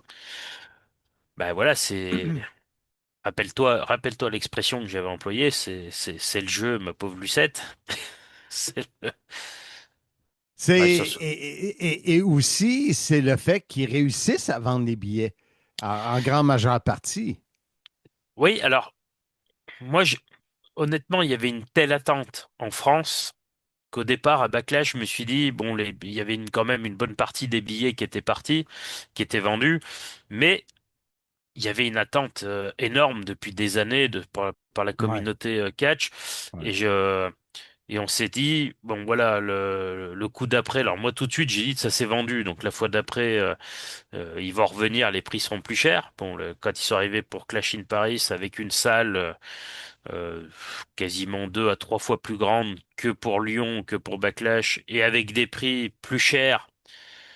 Et puis bah, au final, ça a pris un certain temps aussi. Il y a eu des prix dégressifs, ça a bougé, mais ça s'est vendu. Donc, et avec des débats qu'on a pu voir et sur lesquels on a discuté, où on nous disait, non mais attendez, ils viennent pas souvent en France ou autre. Si vous n'êtes pas prêt à mettre 1 200 € sur une place de spectacle, vous n'êtes pas vraiment des fans. Enfin, je voyais passer des discours. Eh boy. Ouais. Incroyable, c'est-à-dire que là, on mélange passion, pigeon et se dire sur un spectacle, que vaut réellement la place du billet? Bah, c'est malheureusement le prix que les gens sont prêts à y mettre. Ouais. Et, et puis bah, à partir du moment où les prix partiront, où les billets partiront avec des 10, 11 000 euros les premiers rangs et que les premiers rangs seront complets, bah, on va remonter encore d'un palier, 12 000, 15 000, 20 000, puis quand les gens seront ah, ça y est, on a trouvé le prix butoir et on pourra dire, bah voilà, un spectacle de la WWE au premier rang, ça vaut 20 000 euros. Parce que quand c'est plus cher, les gens achètent pas. Jusqu'à 20 000, les gens achètent. C'est fou. Et pour les familles qui étaient, on en a parlé, qui étaient pour Vince McMahon, important d'aller chercher le fan de demain. Je parle évidemment des enfants. Mais là, comment qu'une famille, à moins d'être vraiment millionnaire, là, comme Martin Brissette, là, mais Bah, c'est le problème un peu des grands groupes qui viennent là. Alors, je vais parler, euh, voilà, les grands méchants là qui rachètent les sociétés et qui sont là pour faire de l'argent. très vite, à très court terme. Donc là, effectivement, on peut dire Vince McMahon avait tort, puisqu'en vendant les billets bien plus chers, ils remplissent les salles. Par contre, est-ce que dans 2, 3 ans, il y aura toujours du monde dans les salles? Bonne question. Comment tu vois ça pour le futur? Malheureusement, je dis bien malheureusement, je pense pas que ça va aller en baissant. Moi, le Bertrand disait qu'à un moment on va avoir un palier et que ça allait redescendre. On voit en fait que partout les prix des spectacles sont en train de monter. Euh, enfin, ça fait déjà des années pour assister au Super Bowl. Bon, voilà, Hmm. c'est inaccessible. À WrestleMania, donc on va être sur du 30 000 € les places. Et puis vous avez les packs à 70 000 avec la ceinture, la rencontre. Enfin, 70 000 €. C'est des sommes. C'est encore une fois 70 000 $, pardon. C'est pas tout à fait la même chose, mais enfin, ok, on passe un bon moment, mais encore une fois, c'est la priorité. Et est-ce qu'on est prêt à mettre autant d'argent dessus? Bah, ceux qu'on ont beaucoup, peut-être, et ceux pour lesquels c'est déjà pas forcément facile tous les jours, bah, à un moment, on n'ira plus au spectacle. Hmm. Mais que ça soit la lutte ou autre chose, hein, Mais c'est-à-dire qu'on a. la différence, David, avec autre chose, quand tu parles des autres types de spectacles, c'est que la lutte, tu peux être dans le confort de ton salon, malgré toi, pas très confortable chez vous, là. Mais et tu peux voir sur Netflix le même spectacle que tu aurais payé, exemple, 400 € par personne, ben, tu le vois. Tandis que les spectacles d'humour, c'est pas évident que tu vas les voir live sur ta télé. C'est une grosse différence, ça. Faut vraiment vouloir aller voir un show de catch à ces prix-là, alors que tu peux le voir dans le confort de ton salon. Oui, alors après, pour ceux qui ont expérimenté un show sur place, ça n'a quand même rien à voir avec un show dans son salon. Mais écoute, on aura un bon indicateur. Le Nick Khan, pas, si, Nick Khan, pas Tony Khan, Nick Khan, expliqué pour le WrestleMania en Arabie Saoudite. Lui, il dit que c'est un faux débat, là, tout ce qui se passe autour, parce qu'il dit que les fans américains feront le déplacement. Et encore une fois, Et aujourd'hui, tout le est-ce qu'il monde a peut dire, raison? Est-ce qu'il a eh raison, tu ben, penses? rendez-vous dans 2 ans. Malheureusement, je pense qu'il a en partie raison. Hmm. Malheureusement, je pense qu'il y en a qui vont se payer le voyage, qui iront là-bas. Alors, malgré les difficultés d'avoir un visa ou autre, il y aura sans doute une majorité de locaux dans le stade. Mais je suis persuadé qu'il y en a qui vont faire le déplacement.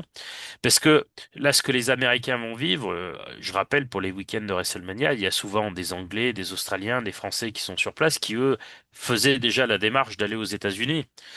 Donc, malheureusement, je dis bien malheureusement, je pense qu'il a raison, qu'il y en a qui vont faire le déplacement et qu'encore une fois, ça sera le, à celui, la ville qui payera le plus cher, le billet qui se vendra le plus cher. On en a parlé la semaine dernière avec Washington qui a mis plus d'argent sur la table pour avoir le dernier match de Hmm. John Cena. Exact. Bon, et c'est pour l'instant, c'est le billet qui mène la danse. Après, le problème, effectivement, quand tu es seul, que c'est ta passion, que tu peux peut-être éventuellement te dire je fais un sacrifice et j'y vais. Faut imaginer maintenant. Nous, moi, j'ai qu'un enfant, mais une famille avec 2 enfants, 3 enfants. Et, Le, ouais. c'est-à-dire qu'à un moment, effectivement, on va pas vendre la maison pour aller assister à Clash in Paris. Fait qu'il faut pas oublier aussi, j'en parlais avec Ansem, je pense que c'est la semaine dernière, lorsqu'on est allé à New York faire TNA, lui, sa famille de 5, moi, ma famille de 2, Jess et moi, on la salue, il est sûrement à l'écoute. On est allé voir les Mets, une équipe de baseball. Et, tu sais, oui, on avait payé le billet peut-être de mémoire, peut-être 125 US, bien placé quand même, mais tu as le stationnement, tu as la bouffe, si tu prends une ou deux bières, tu as les souvenirs, ça finit plus. C'est incroyablement cher. Puis quand tu reviens, ben, la carte de crédit, il faut que tu la payes. Et ben, oui, nous à Lyon, les deux fois, bah, donc là cette année, on n'avait pas fait Clash in Paris, on a fait SmackDown. Et ben Clash, il y a la nuit d'hôtel qui va avec, il y a le péage pour aller sur place. Il y a donc oui, à la fin, c'est un budget.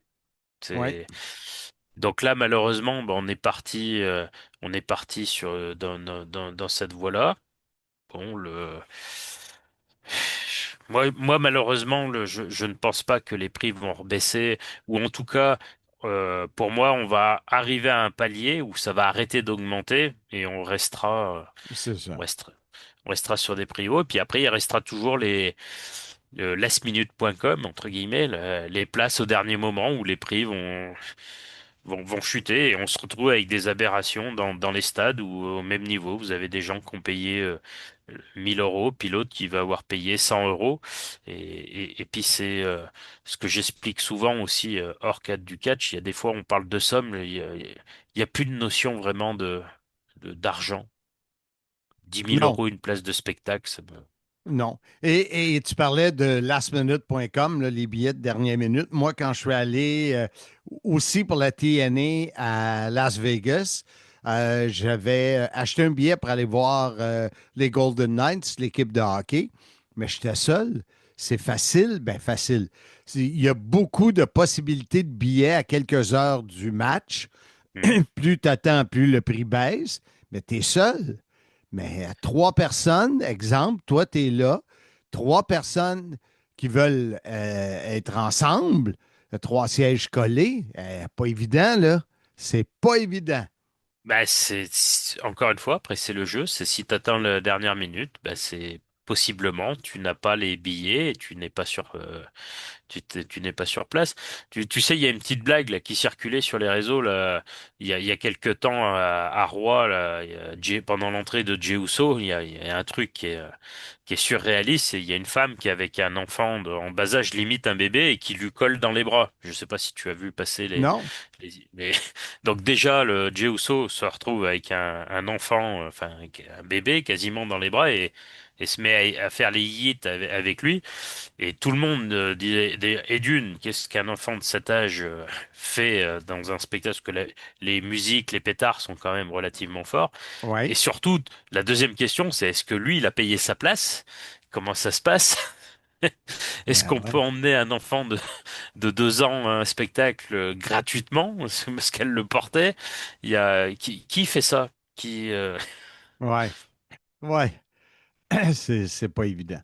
Mais de votre côté, la WWE, il va pas très souvent, donc tu as le temps de vendre tes figurines, puis toutes tes choses, mettre l'argent de Bah, côté, puis ton livre encore de recettes, Le roi du barbecue velu.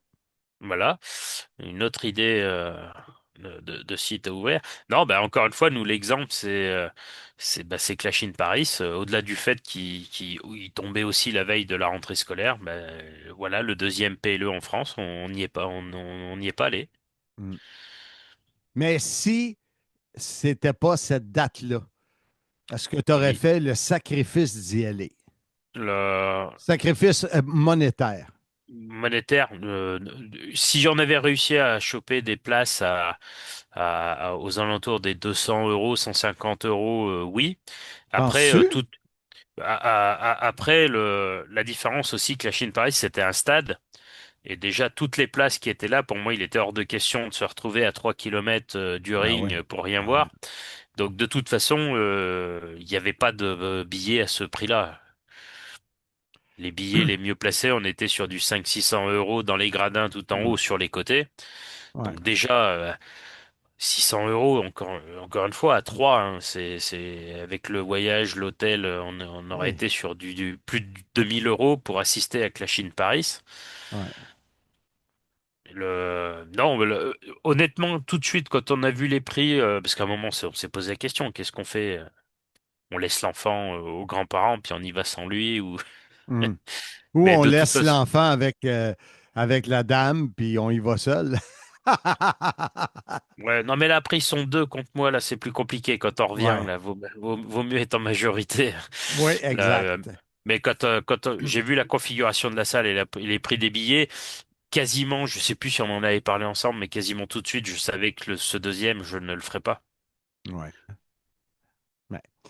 Chose certaine, c'est un sujet qui touche tous les fans de lutte et aussi probablement tous ceux et celles qui espèrent aller voir des spectacles de tout acabit. Là, c'est devenu vraiment cher et tout ce qu'il y a autour.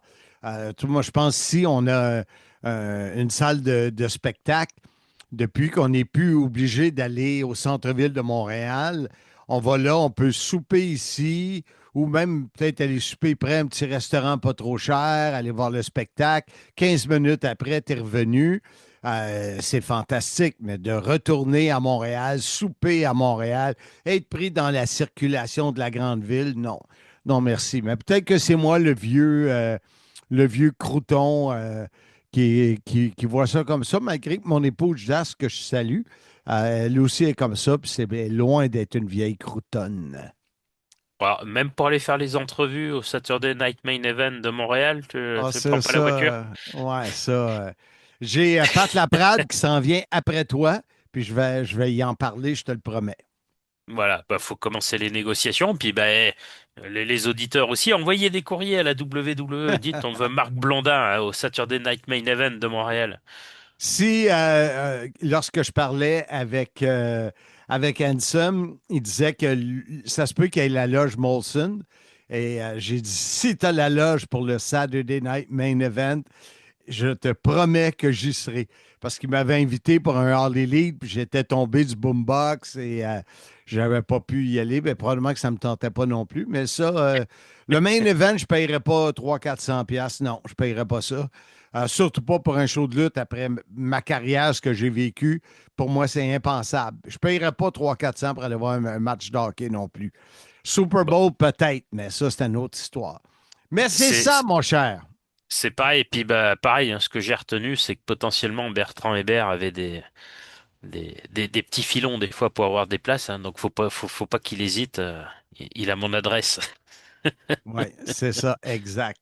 David, c'était un plaisir de parler de ce sujet épineux, mais que veux-tu? Comme je disais, au moins, on a la télé, mais c'est tellement différent.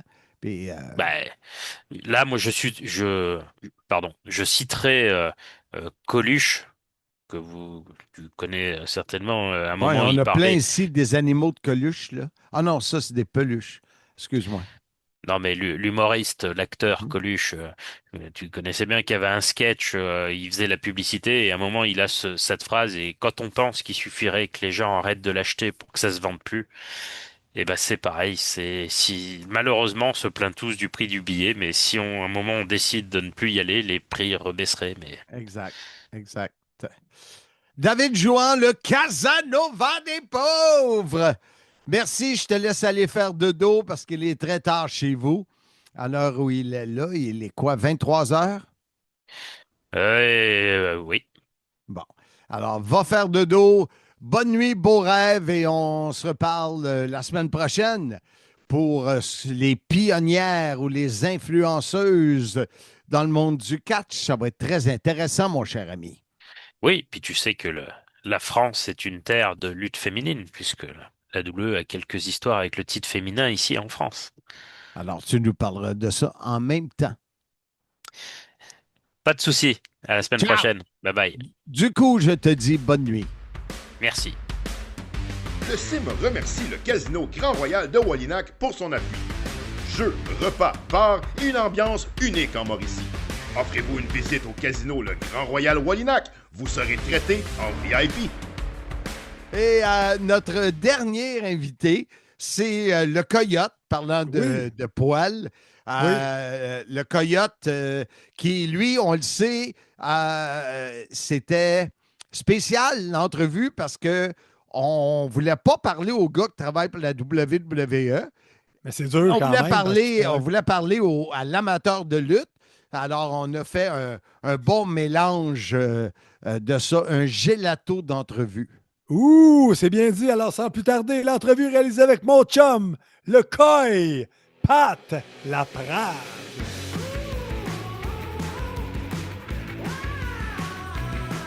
Notre invité sur le podcast Soyez-y, mesdames, messieurs, cette semaine, un de nos invités, devrais-je dire, c'est Pat Laprade. Patrick, avec un C, comment vas-tu? Ça va très bien, Marc, avec un C. Exactement, parce que On a dû mettre des cas des fois à ton nom, là, toi aussi. Là. Dès que je traverse, soit en Ontario, aux États-Unis, il faut que je le dise, Mark with a C. Et voilà, et voilà. Écoute, après avoir été au Mexique, à Moss en fin de semaine, tu as dit que tu voyages, tu te payes la traite, mon père. Hey, écoute, de Cancun à Amos, la vie des gens riches est presque célèbre. On voulait te parler aujourd'hui d'un sujet qui je ne sais pas qu'est-ce qui est arrivé. J'ai l'impression que depuis 1 an, tout le monde en parle comme si ça venait d'arriver. Le prix des billets. Alors parlant gens riches. Oui, exact, exact. Là, il reste à savoir, est-ce qu'on va parler à Patrick Laprade, l'amateur de lutte, ou si on va parler à Patrick Laprade qui est attaché à la WWE? Tu vas parler à Pat Laprade qui, je pense, a une bonne analyse de pourquoi tout ça arrive. Parce que, oui, le prix des billets a monté, mais c'est pas juste à la lutte. Je veux dire, regarde les concerts, regarde le billet de sport professionnel. Ça aussi, ça a augmenté, là. Ça aussi, ça a augmenté. Puis les concerts de beaucoup aussi. Tu sais. Donc, je pense que c'est plus une réalisation de plusieurs promoteurs, autant dans le domaine du divertissement que du sport, de dire, ben, est-ce qu'on vend nos billets assez cher? Est-ce qu'il y a encore de la place? Parce que, dans le fond, ce qui arrive, là, et la réalisation, elle est logique quand tu y penses. Tu as un événement, Marc, tu as 20 000 billets à vendre dans un aréna. Si tu les vends 25$ le billet, c'est sûr et certain que tu as des scalpers qui vont les acheter. Ouais. Et là, tu checkes combien les scalpers vont vendre leurs billets. Et là, mettons, là, ils vendent 75$. Puis ça se vend, ton aréna est pleine quand même. Ouais. Ben, la réalisation du fait comme promoteur, c'est OK, ben ça veut dire que mes fans, les amateurs du produit, peu importe le produit que c'est, les amateurs du produit que je présente, sont prêts à payer 3 fois le prix des billets que moi je vends. La seule personne à qui ça profite, c'est les scalpers. Ouais. C'est eux autres qui se font de l'argent là, comme de l'eau là, dans les poches, faisant ça. Ouais. Donc, à un moment donné, tu fais une réalisation que, ben OK, on a du jeu pour augmenter ce prix-là. Le coup d'après, tu les vends 75$ le billet. Ouais. En disant, ben, le monde était prêt à payer ça. Les scalpers font la même chose. Ils les vendent 100$ le billet cette fois-ci. Tu comprends? À un moment donné, il faut que si tu penses que ton prix de billet est sous-estimé, dans le sens où il y a encore, tu ne vends pas au prix que les amateurs sont vraiment prêts à payer, ben, il faut que tu augmentes le prix des billets. Mais des fois, ça peut être drastique. Puis, tant et aussi longtemps ton aréna ou ton stade va être plein, ben, ça veut dire que tu n'as pas encore atteint le pic. Tu n'as pas atteint le sommet. La limite. Tu n'as pas atteint la limite. Elle est où, la limite? Puis la limite, tu ne le sais pas, elle est où? Il y a 2 signes qui viennent faire en sorte que tu sais que ta limite est atteinte. Un, les scalpers vont trouver qu'à ce prix-là, ça ne vient plus payant pour eux parce qu'ils ne sont pas sûrs de pouvoir les revendre avec une assez bonne marge de profit. Ouais. Et la deuxième signe, bien évidemment, c'est que ton monde normal ou tes amateurs, ben, ils n'achètent plus tes billets. Et là, il faut que tu te réajustes. Là, à ce moment-là, tu dis, OK, fait que là, j'ai parti à 25, on est rendu à 250, puis là, on a vendu 75% de notre aréna au lieu de 100%. Alors là, tu te réajustes, puis tu trouves un juste milieu, tu trouves une balance là-dedans. Mais ça dépend des marchés, ça dépend des villes, ça dépend, surtout dans le cas de la WWE, ça peut dépendre des pays, ça peut dépendre, évidemment, tu sais, c'est quoi la carte? WrestleMania, tu sais, des événements Le Canadien de Montréal va une game avec Connor McDavid plus cher qu'une game contre Columbus. Fait que tu as des événements premium comme WrestleMania, SummerSlam, Rumble qui vont toujours se vendre plus cher parce que ben là, les billets sont plus courus, il y a plus de monde qui veulent aller les voir.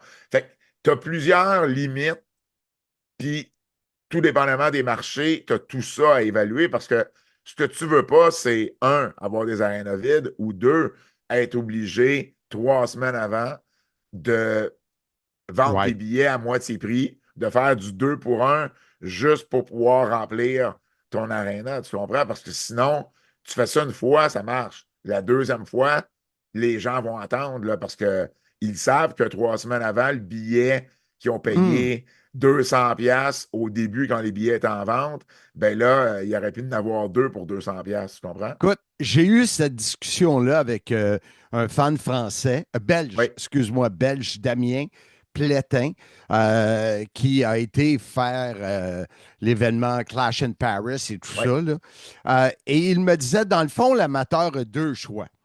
Tu sais, si tu n'achètes pas le billet quand il sort, ça, là, ça te garantit ta place. 100%. Oui, tu peux attendre puis espérer que les prix baissent, mais ça ne garantit pas ta place. Donc, tu prends des journées de congé, tu prépares tes hôtels, tout ça, mais ça ne garantit pas que tu vas aller voir le show. Fait que, tu sais, ça devient extrêmement compliqué. Encore là, ça dépend. C'est ça, ça dépend des marchés. Tu sais, le marché européen est facilement voyageable. Tu sais, tu peux être belge, puis aller voir un show à Paris, puis tu te rends là facilement.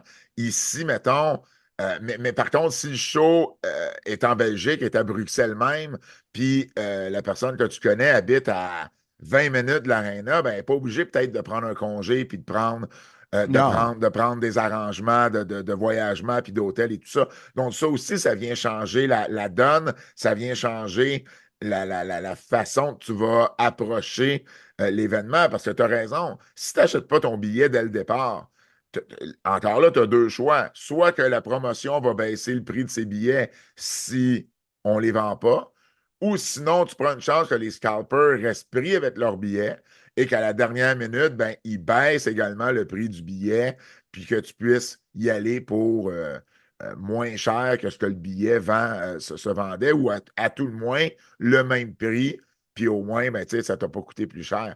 Mais c'est sûr qu'à partir du moment que, c'est comme ici, là, à Montréal, si on va aller voir un show à New York, ben, tu ne peux pas arriver, ben, je veux dire, tu peux, mais ce n'est pas tout le monde qui peut décider la veille de dire, bon, ben, moi, demain, je m'en vais à New York, puis, tu sais, je m'en vais voir. Bonne chance. Ben, c'est ça, bonne chance, tu sais. Fait que je comprends que c'est fâchant pour des amateurs, puis c'est sûr que peut-être que ça vient changer également le type d'amateurs qui vont être capables d'y aller.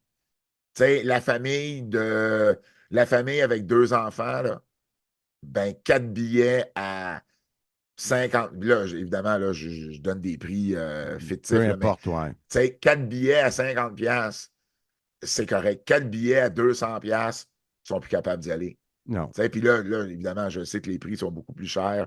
Tu as tout le reste qui vient avec. C'est juste un exemple. Tu comprends? Puis tout le reste qui vient avec. Ben oui, exactement. Le programme, le T-shirt, le hot dog, la liqueur, puis tu sais.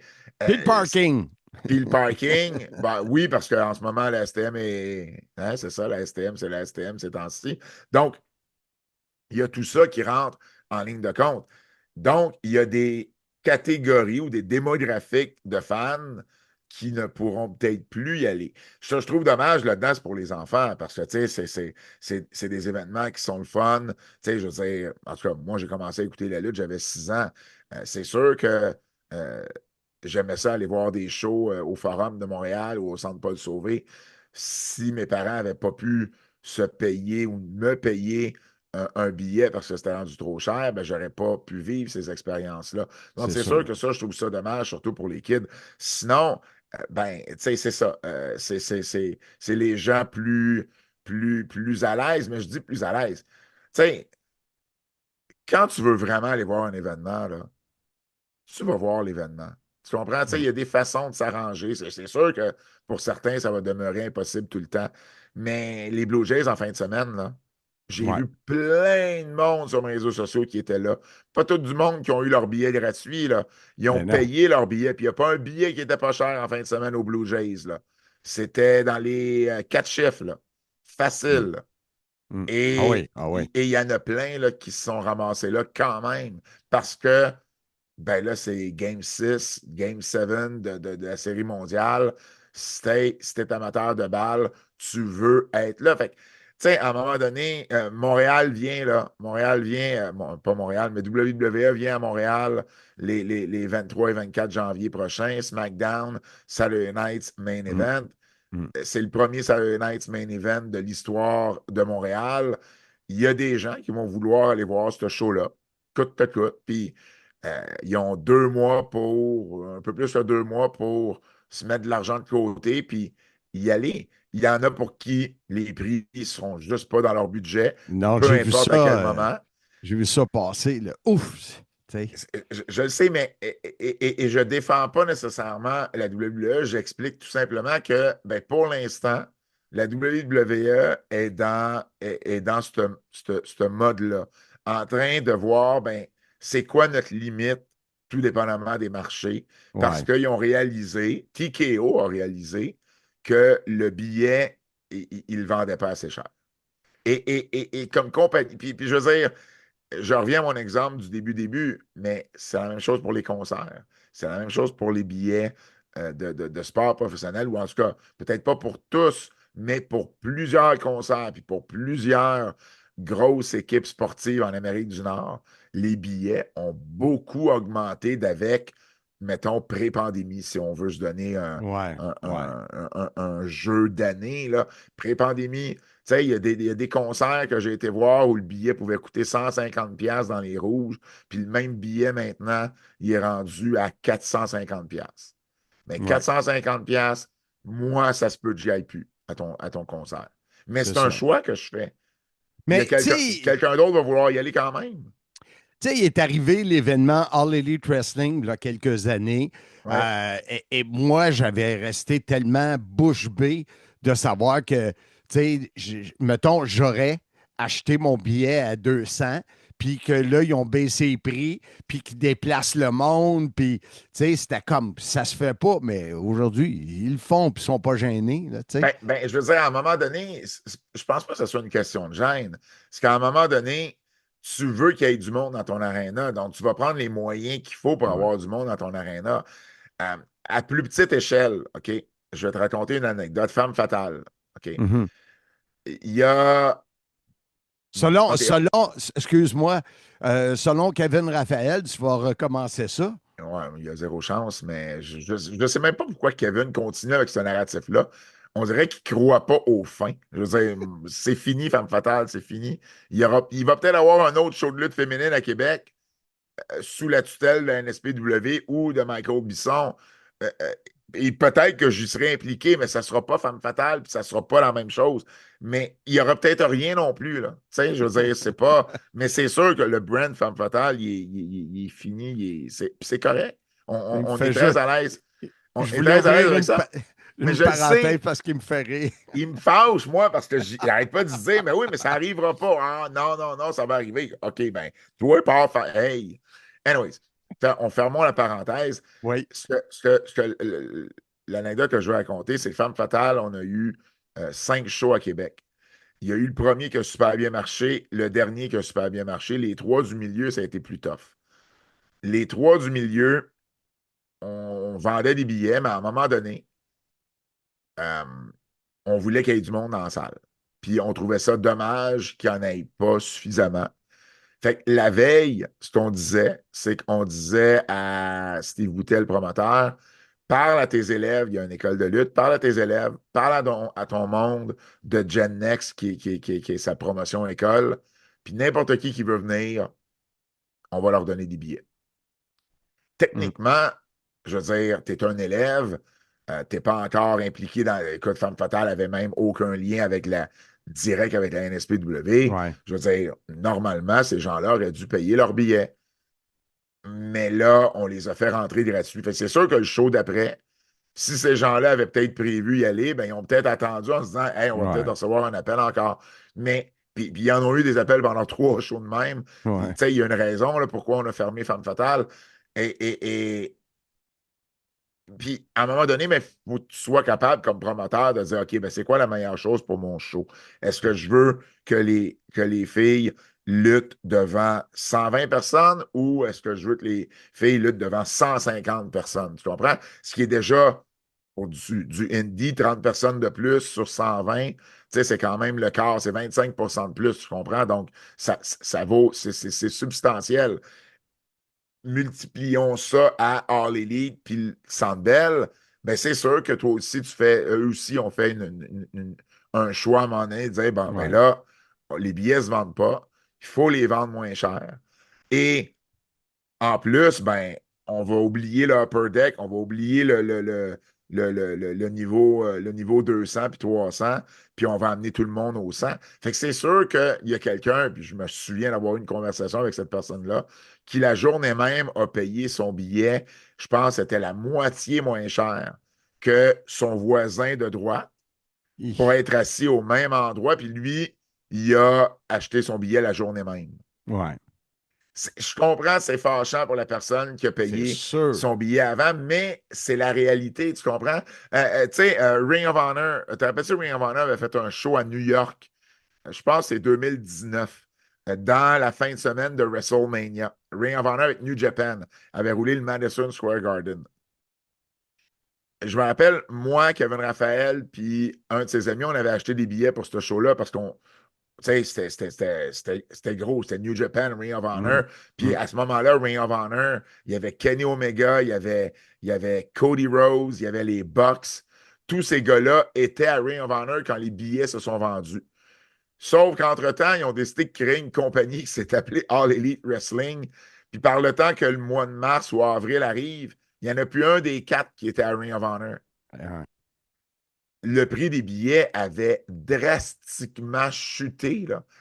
En fait, surtout à la revente, c'était un billet qui était hot pour les scalpers. Puis là, le prix des billets avait drastiquement chuté. Entre-temps, nous, on a eu des billets gratuits. Ouais. On a voulu revendre nos billets, mais les billets se vendaient je pense, hey, c'était... Pour vrai, là, c'était le tiers, je pense, du prix du billet. C'est fou. Tout ça parce que tu n'avais plus Omega, tu n'avais plus Cody, tu n'avais plus les Bucks. Donc, dans la tête de certains, ben, puis, je veux dire, avec raison, tu n'avais plus le même show. C'est sûr. Le show valait moins cher. C'est sûr. C'est des choix que tu fais d'acheter ton billet tôt.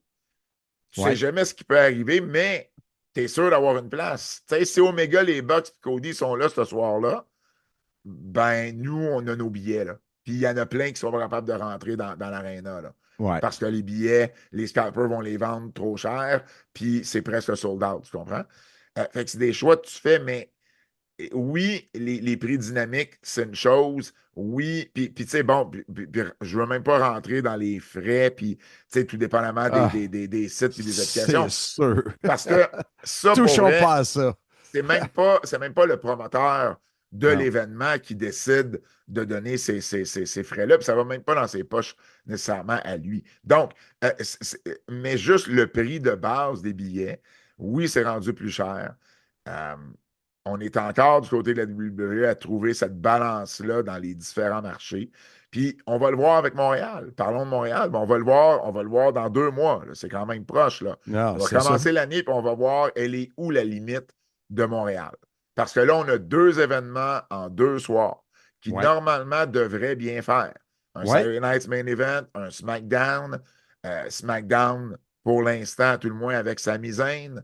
Donc, tu sais, tu te dis, puis s'ils sont intelligents, ils vont mettre Sami à Saturday Night's Main Event également. Donc, tu te dis, ben, OK, normalement, ces 2 shows-là devraient faire au moins 12 000 personnes. Les 2. Je m'attends à 25 000 pour les 2 minimum. La dernière fois qu'on a eu 2 en 2, on a eu 32 33 000. C'était SmackDown avec le PLE Elimination Chamber. Bon, c'est un PLE, c'est autre chose. Là, c'est un Saturday Night's Main Event. Pour une génération de fans, c'est spécial parce que nous, on a grandi. Tu sais, je regarde tes photos en arrière. T'en as animé des main events ou des Saturday Mais Nights main events? ça m'amène à dire ça parce que David Jouan m'a dit s'ils veulent vraiment vendre les billets pour le main event, il faut qu'ils te ramènent comme intervieweur en français à Montréal. Ça a pris bonne idée. C'est une très bonne idée. C'est une très bonne idée. Je suis d'accord. Je suis d'accord. Ils ont-tu encore ton numéro? Je n'ai pas changé.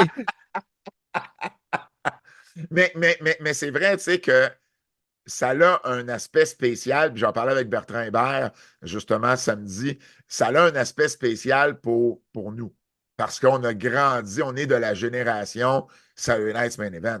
Pour un fan de 21 ans, ça ne lui parle pas autant. C'est un événement spécial parce que la WWE nous a vendu ça depuis que c'est revenu, que c'est pas un PLE, mais c'est pas juste une émission de télé normale. Mais tu vois, j'ai un peu entre les deux. J'ai eu Bertrand la semaine passée. Notre épisode était sur Saturday Night Main Event. Ouais. Il a été diffusé juste avant qu'on sache qu'il venait à Montréal. C'est tout le temps de même. Et comme Bertrand me disait, ils ont arrêté d'aller dans le nostalgique comme ils avaient fait au tout début de la troisième mouture. Et là, c'est un peu comme un Raw ou un SmackDown de luxe, un peu. Ben, c'est ça que je dis. C'est pour ça que je dis que c'est entre une émission comme Raw ou SmackDown puis un PLE. Tu sais, regarde, samedi, tu avais 4 matchs, mais c'était 4 matchs de championnat. Tu sais, ce que tu n'as pas nécessairement à Raw ou à SmackDown. Mais à l'époque, dans les années 80, c'était spécial. Pourquoi? Parce qu'il y avait des jobbers dans la semaine. Exactement, parce que les émissions Superstar ou les étoiles de la lutte qu'il y avait une fois par semaine, ben, c'était un jobber contre une vedette, c'était des entrevues, alors que là, tu avais beaucoup plus de matchs. Puis c'était des stars contre des stars. La seule autre façon qu'on avait de voir ça à l'époque, c'était quand tu louais des cassettes. Parce que tu avais des best-of où tu louais carrément les pay-per-view, les Mania, les SummerSlam et tout ça. Donc, c'est sûr que c'était spécial pour nous. Puis, tu sais, il y avait aussi le côté plus edgy. Tu sais, j'avais, mettons, en 86, 87, là, j'avais 9-10 ans. Et puis, ça jouait le samedi soir à 11 heures. Exact. Donc, c'est sûr qu'il y avait le côté de je suis censé être couché à cette heure-là. J'ouvrais ma télé, pas de son, en espérant que mes parents ne se réveillent pas. Puis je l'écoutais, puis le lendemain matin, on avait une game de hockey, puis tous les gars, on s'en parlait parce qu'on avait tous pas mal fait la même chose. Tu sais, ou le lundi à l'école avec les autres. Fait c'est sûr qu'il y avait aussi ce côté-là qui était quand même cool. Tu sais, de juste faire quelque chose qui était un peu interdit à l'époque, parce qu'on était couché à 11 h un samedi, tu sais. Mais cela dit, tu sais, c'est plus la même chose maintenant, mais on nous le montre comme quelque chose de spécial. Moi, 4 matchs de championnat, je trouve ça plus spécial qu'un Raw ou un SmackDown normal. Le format du show est quand même encore différent. Ça a pas autant de, il n'y a pas autant de pauses publicitaires. C'est sur Peacock. On gère mieux ça. C'est pas la même chose. C'est pas aussi long. Ça a duré quoi, samedi? 2 heures, à peine plus que 2 heures, 2 heures, 5 minutes peut-être. Donc, déjà là, c'est aussi moins long pour les plus petits. Mais il faut, puis ça revient à notre sujet de base, ben, il faut que les fonds pour y aller. Exact. Donc, on va voir c'est quoi la limite de Montréal cette fin de semaine-là et de voir aussi l'évolution du prix des billets. Tu sais, là, c'est cher. Là, j'ai vu passer des prix, c'est très cher. Mais à partir de là, bon, ça va être quoi dans un mois? Ils vont-tu faire un spécial pour le temps des fêtes, par exemple? Il y a Noël qui s'en vient, donc ça pourrait être intéressant aussi. Est-ce qu'il y a des gens qui vont vouloir donner ça en cadeau? Si oui, dites merci, merci, merci si vous recevez une paire de billets, parce que ça veut dire que la personne n'a peut-être pas fait de cadeau à personne d'autre cette année. Ou elle a hypothéqué sa maison. Ou sortir un REER. Mais est-ce qu'ils vont faire, mettons, un spécial? Est-ce que ça va être après les fêtes qu'on va avoir ce spécial-là? Il y a tout ça qui va être intéressant à suivre, mais s'il n'y a pas minimalement 25 000 personnes combinées pour les deux shows, ça veut dire que ça va avoir été un problème. Clairement, ça veut dire que ça va être un problème. N'importe quoi en haut de 12 000, ben, les gens vont pouvoir chialer autant qu'ils veulent. Puis peut-être qu'il aurait pu avoir plus de personnes. Mais il y a aussi des mathématiques à faire là-dedans. Ouais. Est-ce que tu veux 12 000 à 200 pièces le billet ou tu veux 15 000 à 25 pièces le billet? Tu comprends? Faites les mathématiques, là. Puis il y en a un qui est plus payant que l'autre, même s'il y a moins de monde. Fait qu'il y a ça aussi à prendre en considération. T'as sûrement vu le post de notre ami Yann O'Kane. Et qu'après, je suis allé voir, puis il a fait les prix de Holiday Tour, décembre, janvier, où les billets sont à peu près 60 piastres. J'ai-tu rêvé? C'est dans des plus petites villes, c'est... Ben, ils font une tournée du temps des fêtes avec des house shows, puis ils n'en font pas beaucoup de house shows ces temps-ci. Non, c'est ça. C'est quand même spécial. Ben oui, puis écoute, je pourrais pas t'expliquer la logique. Tu sais, TKO fait moins de house shows parce que pour eux, c'est une perte d'argent des house shows, alors que moi, personnellement, je pense que c'est un investissement des house shows.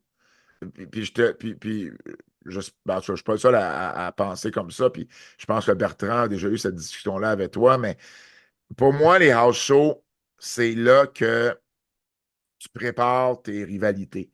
C'est là que tu testes la chimie de tes lutteurs, de tes lutteuses. C'est là que tu donnes du ring time à ceux et à celles qui en ont besoin sans être obligé de les envoyer à NXT. Tu sais, une Tiffany, une Jade aurait profité, aurait vraiment eu besoin, je pense, dans la dernière année, de plus de house show. Et en plus, c'est une belle façon, je trouve, de connecter avec tes fans différemment. Qui peuvent être de nouveaux fans aussi. Oui, puis d'aller chercher... Parce que c'est un show en show qui est complètement différent, où les gars, les filles sont plus relax. Le timing est moins là. Il y a moins de stress, on teste des affaires. Alors que là, ben, les seules fois qu'ils ont à performer, ils performent live à la télé, sur Netflix, dans un environnement plus contrôlé, plus organisé, plus stressant. Et en bout de ligne, ben, c'est pas tout le monde qui a la même expérience, c'est pas tout le monde qui a besoin de la même chose. Et je pense que les house shows servent à ça. Moi, je vois ça comme un investissement. TKO voit ça comme une dépense. On a, tu sais...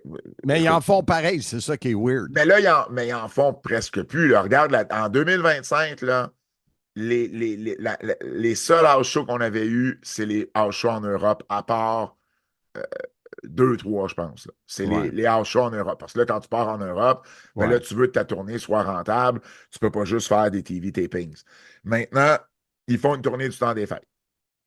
Ce qu'on ne pensait pas qu'ils étaient pour faire, parce que le Madison Square Garden était utilisé pour le mois de novembre avec John Cena. Donc, habituellement, il y avait toujours un show du temps des fêtes le 26 décembre au MSG. Là, il ne l'aura pas, mais on a sorti plein d'autres dates. Donc, écoute, je ne sais pas c'est quoi leur philosophie par rapport au temps des fêtes. S'ils pensent justement, vu de ses congés, en mettant les billets moins chers, ben, c'est plus accessible pour les kids qui ont congé, puis c'est un peu ça l'idée derrière. Et là, ils sont capables de justifier la dépense. Je ne sais pas si c'est ça, c'est peut-être ça la stratégie marketing ou financière derrière. Maintenant, c'est sûr qu'il y a une différence, mais ça ne sera pas un stay. Nous, on a un SmackDown, puis on a un Saturday Night Main Event. Pour toutes les... Puis, moi, je me souviens, là, à chaque fois que Montréal avait un house show au lieu d'un TV taping, les gens étaient là, on peut pas avoir un pay-per-view, on peut pas avoir un TV taping, alors que d'autres étaient contents parce qu'il y en a qui savaient c'était quoi un house show, puis ils savaient quasiment qu'il y avait plus de fun au house show. Mais quand tu regardes les assistances, historiquement, des 10 dernières années à Montréal, les house shows vont toujours moins performer que les TV taping et les PLE. Là, maintenant, on n'en a plus de house show. Et là, les gens vont comme, ben là, on pourrait avoir des house shows à la place? Ben oui, mais, Colin, mais je comprends que là, c'est plus l'amateur qui parle, c'est le portefeuille qui parle. C'est pour ça qu'ils veulent des house shows. Parce que on s'attend à ce que les billets soient moins chers. Je le comprends, ça. Mais en même temps, c'est quand même cool d'avoir un SmackDown, d'avoir un Saturday Night's Main Event. De notre côté, tu vois, c'est comme Kevin et moi, ben, on risque de pouvoir aller voir le show cette fois-ci, contrairement au dernier PLE qui a eu lieu, pas PLE, mais contrairement au dernier SmackDown et Raw qui a eu lieu à Montréal et à Québec où on devait travailler. Fait que le vendredi, on va travailler, mais le samedi, on va pouvoir au moins aller voir le show. Fait que ça, pour nous aussi, c'est cool. Cependant, c'est sûr que, comme je te dis, s'il n'y a pas 25 000 personnes, moi, je vais considérer qu'il y a un problème. Puis, qu'on a atteint un plafond. Un plafond. Puis ça veut dire que la fois d'après, la stratégie marketing au niveau du prix des billets va devoir être modifiée parce que. Ou ils vont devoir dire Montréal, on n'y va plus. Je pense pas qu'après. Écoute, il faudrait que ça soit catastrophique pour qu'ils disent ça, Marc. Okay. Parce que je pense pas qu'ils vont. Je pense pas qu'une fin de semaine de show va faire en sorte qu'ils ne viendront plus. Par contre, déjà qu'ils viennent en début d'année, moi, ils viennent en début 2026, je ne m'attends plus à les revoir de l'année. OK. Ça veut dire qu'ils pourraient revenir 1 an et demi après, tu comprends? Parce que ça pourrait être juste en 2027, mais là, n'importe quand dans l'année 2027. Est-ce qu'ils reviendraient? Si ça ne marche vraiment pas, ils vont revenir en 2027. Ils pourraient revenir juste avec un show. Ouais. Puis au lieu d'avoir un PLE, mettons un PLE, là, évidemment, on oublie ceux qui sont rendus dans des stades, mais mettons n'importe quel autre PLE qui se fait dans des arénas. Bon, au lieu d'avoir un PLE, on va peut-être avoir un Raw ou un SmackDown, puis on va en avoir peut-être juste un. Si la foule répond présente, ben là, peut-être qu'on a une chance d'avoir je sais pas moi, un Money in the Bank, par exemple, qui pourrait se faire dans un aréna, en fait, qui se fait encore dans des arénas, il y a des Money in the Bank qui sont peut-être faites ailleurs dans un aréna, mais c'est pas dans un stade là, systématiquement non plus. Donc, peut-être qu'on pourrait avoir un bon PLE au lieu, mettons, d'un plus bas de gamme. Là. Montréal va prendre n'importe quel PLE, mais en même temps, on pourrait avoir, ou peut-être qu'on pourrait avoir un autre 2 shots, là, un vendredi, samedi, SmackDown, PLE le samedi. Ça serait possible si la foule répond présente. En même temps, ben, comme je dis, s'il ne répond pas présent, si la foule ne répond pas présente cette fois-ci, mais c'est peut-être juste à cause du prix des billets. Et ça, c'est sûr que ça va être ça, si c'est ça. La WWE, il faut qu'elle soit capable de faire la part des choses. C'est-à-dire, pourquoi on n'a pas eu autant de monde qu'on espérait? C'est-tu parce qu'ils ne sont pas intéressés ou c'est parce que le prix des billets est trop cher? C'est sûr qu'ils ont des gens, Marc, qui vont sur les réseaux sociaux, qui vont lire les commentaires, puis qui font ce genre d'études-là. Là. C'est une grosse compagnie, TKO. Là. Ils ne mettent pas des prix comme ça au hasard, puis après ça, ils font comme, nous, on n'a plus rien à faire, on attend que les billets se vendent. Ben non, c'est pas comme ça que ça fonctionne. Sauf que, c'est ça. C'est là vraiment. Puis, s'il y a plus que 12 000 personnes aux 2 shows, ils changeront peut-être pas la braquette de prix au prochain. Ils vont peut-être l'augmenter, par exemple. Peut-être pas, parce qu'ils n'auront pas rempli. La seule façon que je les verrais, la seule façon que tu augmentes tes billets qui sont déjà chers, c'est si tu sold out. C'est ça. Si tu sold out. Si tu attires 18 000 personnes pour les 2 shows, ben vous avez chialé pour rien pour le prix des billets, parce que visiblement, tout le monde est là, tu comprends? Mais ça arrive, je ne m'attends pas à ça. C'était pas ça il y a 3 ans pour SmackDown Elimination Chamber. Ça ne sera pas ça en janvier, j'en suis persuadé. L'autre chose aussi qu'il faut se rappeler, c'est janvier. Le mois de janvier, il est rough.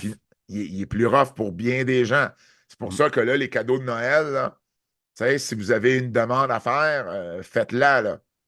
Parce que c'est peut-être pour Noël que les billets vont s'acheter, mais rendu en janvier, les gens vont peut-être avoir dépensé ailleurs. Un petit voyage avec la famille pour le temps des fêtes, mais on n'ira pas à la lutte, par exemple. Donc, il y a tout ça. Je m'attends à ce que Saturday Night's Main Event attire plus que le SmackDown parce que c'est le samedi. Parce que c'est plus facile pour voyager pour les gens de l'extérieur. C'est pas tout le monde qui peut, en plus de se payer des billets pour les 2 shows, se payer une journée de congé puis se payer un hôtel. Donc, le samedi devrait attirer plus. C'est pour ça, je te dis, tu sais, tout ça va être intéressant à voir. Mais. Oui, vas-y. Excuse, je vois le temps filer. Oui, non, je sais. Chose certaine, c'est qu'en écoutant les antipodes, on va savoir où est-ce qu'on est rendu dans les billets. Je pense que tu aimes ça. C'est sûr que je vais te donner dire ça. l'information. C'est sûr que l'information va être diffusée à travers notre podcast à Kevin et à moi parce que c'est quelque chose que je vais suivre parce que je trouve ça vraiment intéressant. Là. Exact. C'est la première fois qu'ils viennent à Montréal. Puis je veux pas dire, en fait, Montréal puis Québec, l'été passé, c'était, ça avait commencé, mais là, on en parle encore plus, je pense, que l'été passé de cette montée de prix des billets. Puis c'est sûr que là, un 2 en 2, un 2 soirs en 2 soirs avec un Saturday Night's Main Event, je trouve que c'est un super bon test pour la WWE, pour TKO, pour savoir, on se trouve où là-dedans dans le marché montréalais. Puis, juste amener une parenthèse sur autre chose. Je lisais beaucoup de commentaires de gens qui disaient peut-être le Raw va être à Québec ou le Raw va être à Ottawa. Moi, j'ai l'impression qu'on retourne pas loin de Connecticut pour soit on va rester sur la côte Est, mais parce que la semaine d'après, c'est Royal Rumble, SmackDown puis Royal Rumble en Arabie Saoudite. Ouais. Je pense pas qu'on va pouvoir parler. Je pense pas qu'on va pouvoir partir du Canada pour aller en Arabie Saoudite. Je pense qu'on va retraverser les lignes, on va se rapprocher de la côte Est, des bureaux chefs, pour ensuite envoyer toute l'équipe en Arabie Saoudite. En attendant, allez acheter des billets pour les shows de lutte indépendants au Québec et regardez et écoutez Pat et Kevin sur Netflix, puis l'affaire est ketchup. Merci beaucoup, mon chum. Ketchup. Merci, Marc. Merci à toi. Salut. Toujours un plaisir. Bonne fin de journée. Visitez cet endroit unique en Mauricie qu'est le Casino Grand Royal de Wallinac, à 10 minutes de Trois-Rivières. Jeux, restaurants, bars et une ambiance unique en Mauricie qui vaut la peine de découvrir. Le Casino Le Grand Royal de Wallinac, vous serez traité en VIP. Fait comme tu vois, Ansem, c'est vraiment unanime. Le prix des billets, ça ne fait pas l'affaire de personne, mais que veux-tu? On peut les comprendre parce que vu que c'est de la business, ça marche de même. Ouais. Mais c'est ça. C'est quand même plate. C'est dommage pour les familles. Les familles classe moyenne ne pourront plus aller voir la lutte. Puis c'est dommage. Mais en tout cas, épisode très chargé. C'était super intéressant. J'avais hâte qu'on le fasse. Moi, je suis allé voir des stats cette semaine parce que je me rappelle, moi, quand j'étais jeune, j'allais le voir, puis ça me coûtait autour peut-être de 40-50$. C'était des billets d'un rouge ou par terre. C'était pas si cher que ça, mais là, c'est rendu complètement débile. On en a parlé la semaine passée dans le livre de Mad Dog Vachon. Il payait 75 cents. Là, c'est en noir et blanc. Là. Je le sais. Beaucoup d'inflation. Hey Marc, le podcast tire à sa fin, mais je veux savoir qu'est-ce qu'on a au menu la semaine prochaine. Lufisto sera avec nous. Elle est de retour. Oui, elle est de retour sur le podcast. Longtemps? Oui, ça fait longtemps. Et la lutte féminine professionnelle, autant du côté de NXT, All Elite et WWE, évidemment. TNA aussi. C'est excellent. OK? Toutes les fédérations, le TNA, je ne sais pas pourquoi je ne l'ai pas nommé. Je mords la main qui me nourrit. Oui, effectivement. Mais on va dire, de la façon que c'est rationné. Exactement. T'es là, Axel, pareil. Mais on voulait parler des lutteuses qui ont vraiment comme pavé la voie. Est-ce qu'on va parler de China? Est-ce qu'on va parler de Sensational? Avant ça. Ben avant ça. Mais peut-être Sensational Sherry, Alundra Blaze, j'ai de la misère à dire son nom à elle. La Fabulous Moolah, qui a été la première championne de WWE des femmes. Exact. Donc, ces femmes-là qui étaient des attractions spéciales, je peux le dire, qui aujourd'hui, ça a changé, quand même un Rumble. Et je répète, avant, il n'y a pas si longtemps, je me levais quand il y avait des combats de femmes. C'était là que je faisais mes autres choses. Aujourd'hui, je suis scotch-tapé au sofa. Parce que la qualité est là. Les matchs sont intéressants. Moi, je vois plus de différence. Bon, mais t'es aveugle, là, mais t'as raison de ne pas voir la différence, Marc. Mais ça, c'est une autre histoire. Je suis pas sénile là-dedans. Non, mais t'es sénile dans pas mal de choses. Hey, Marc, là, le podcast, c'est vraiment à sa fin. Et de quelle façon? On invite les gens à revenir nous rejoindre la semaine prochaine pour d'autres aventures. En leur disant, écrivez-moi en privé pour acheter la belle photo faite par l'artiste Mauricio, autographiée par le magnifique. Vous m'écrivez en privé et moi, je vous dis gratuitement, comme à chaque semaine, il est-tu beau, mon chandail? Oh non, c'est pas ça. Soyez-y, mesdames, messieurs,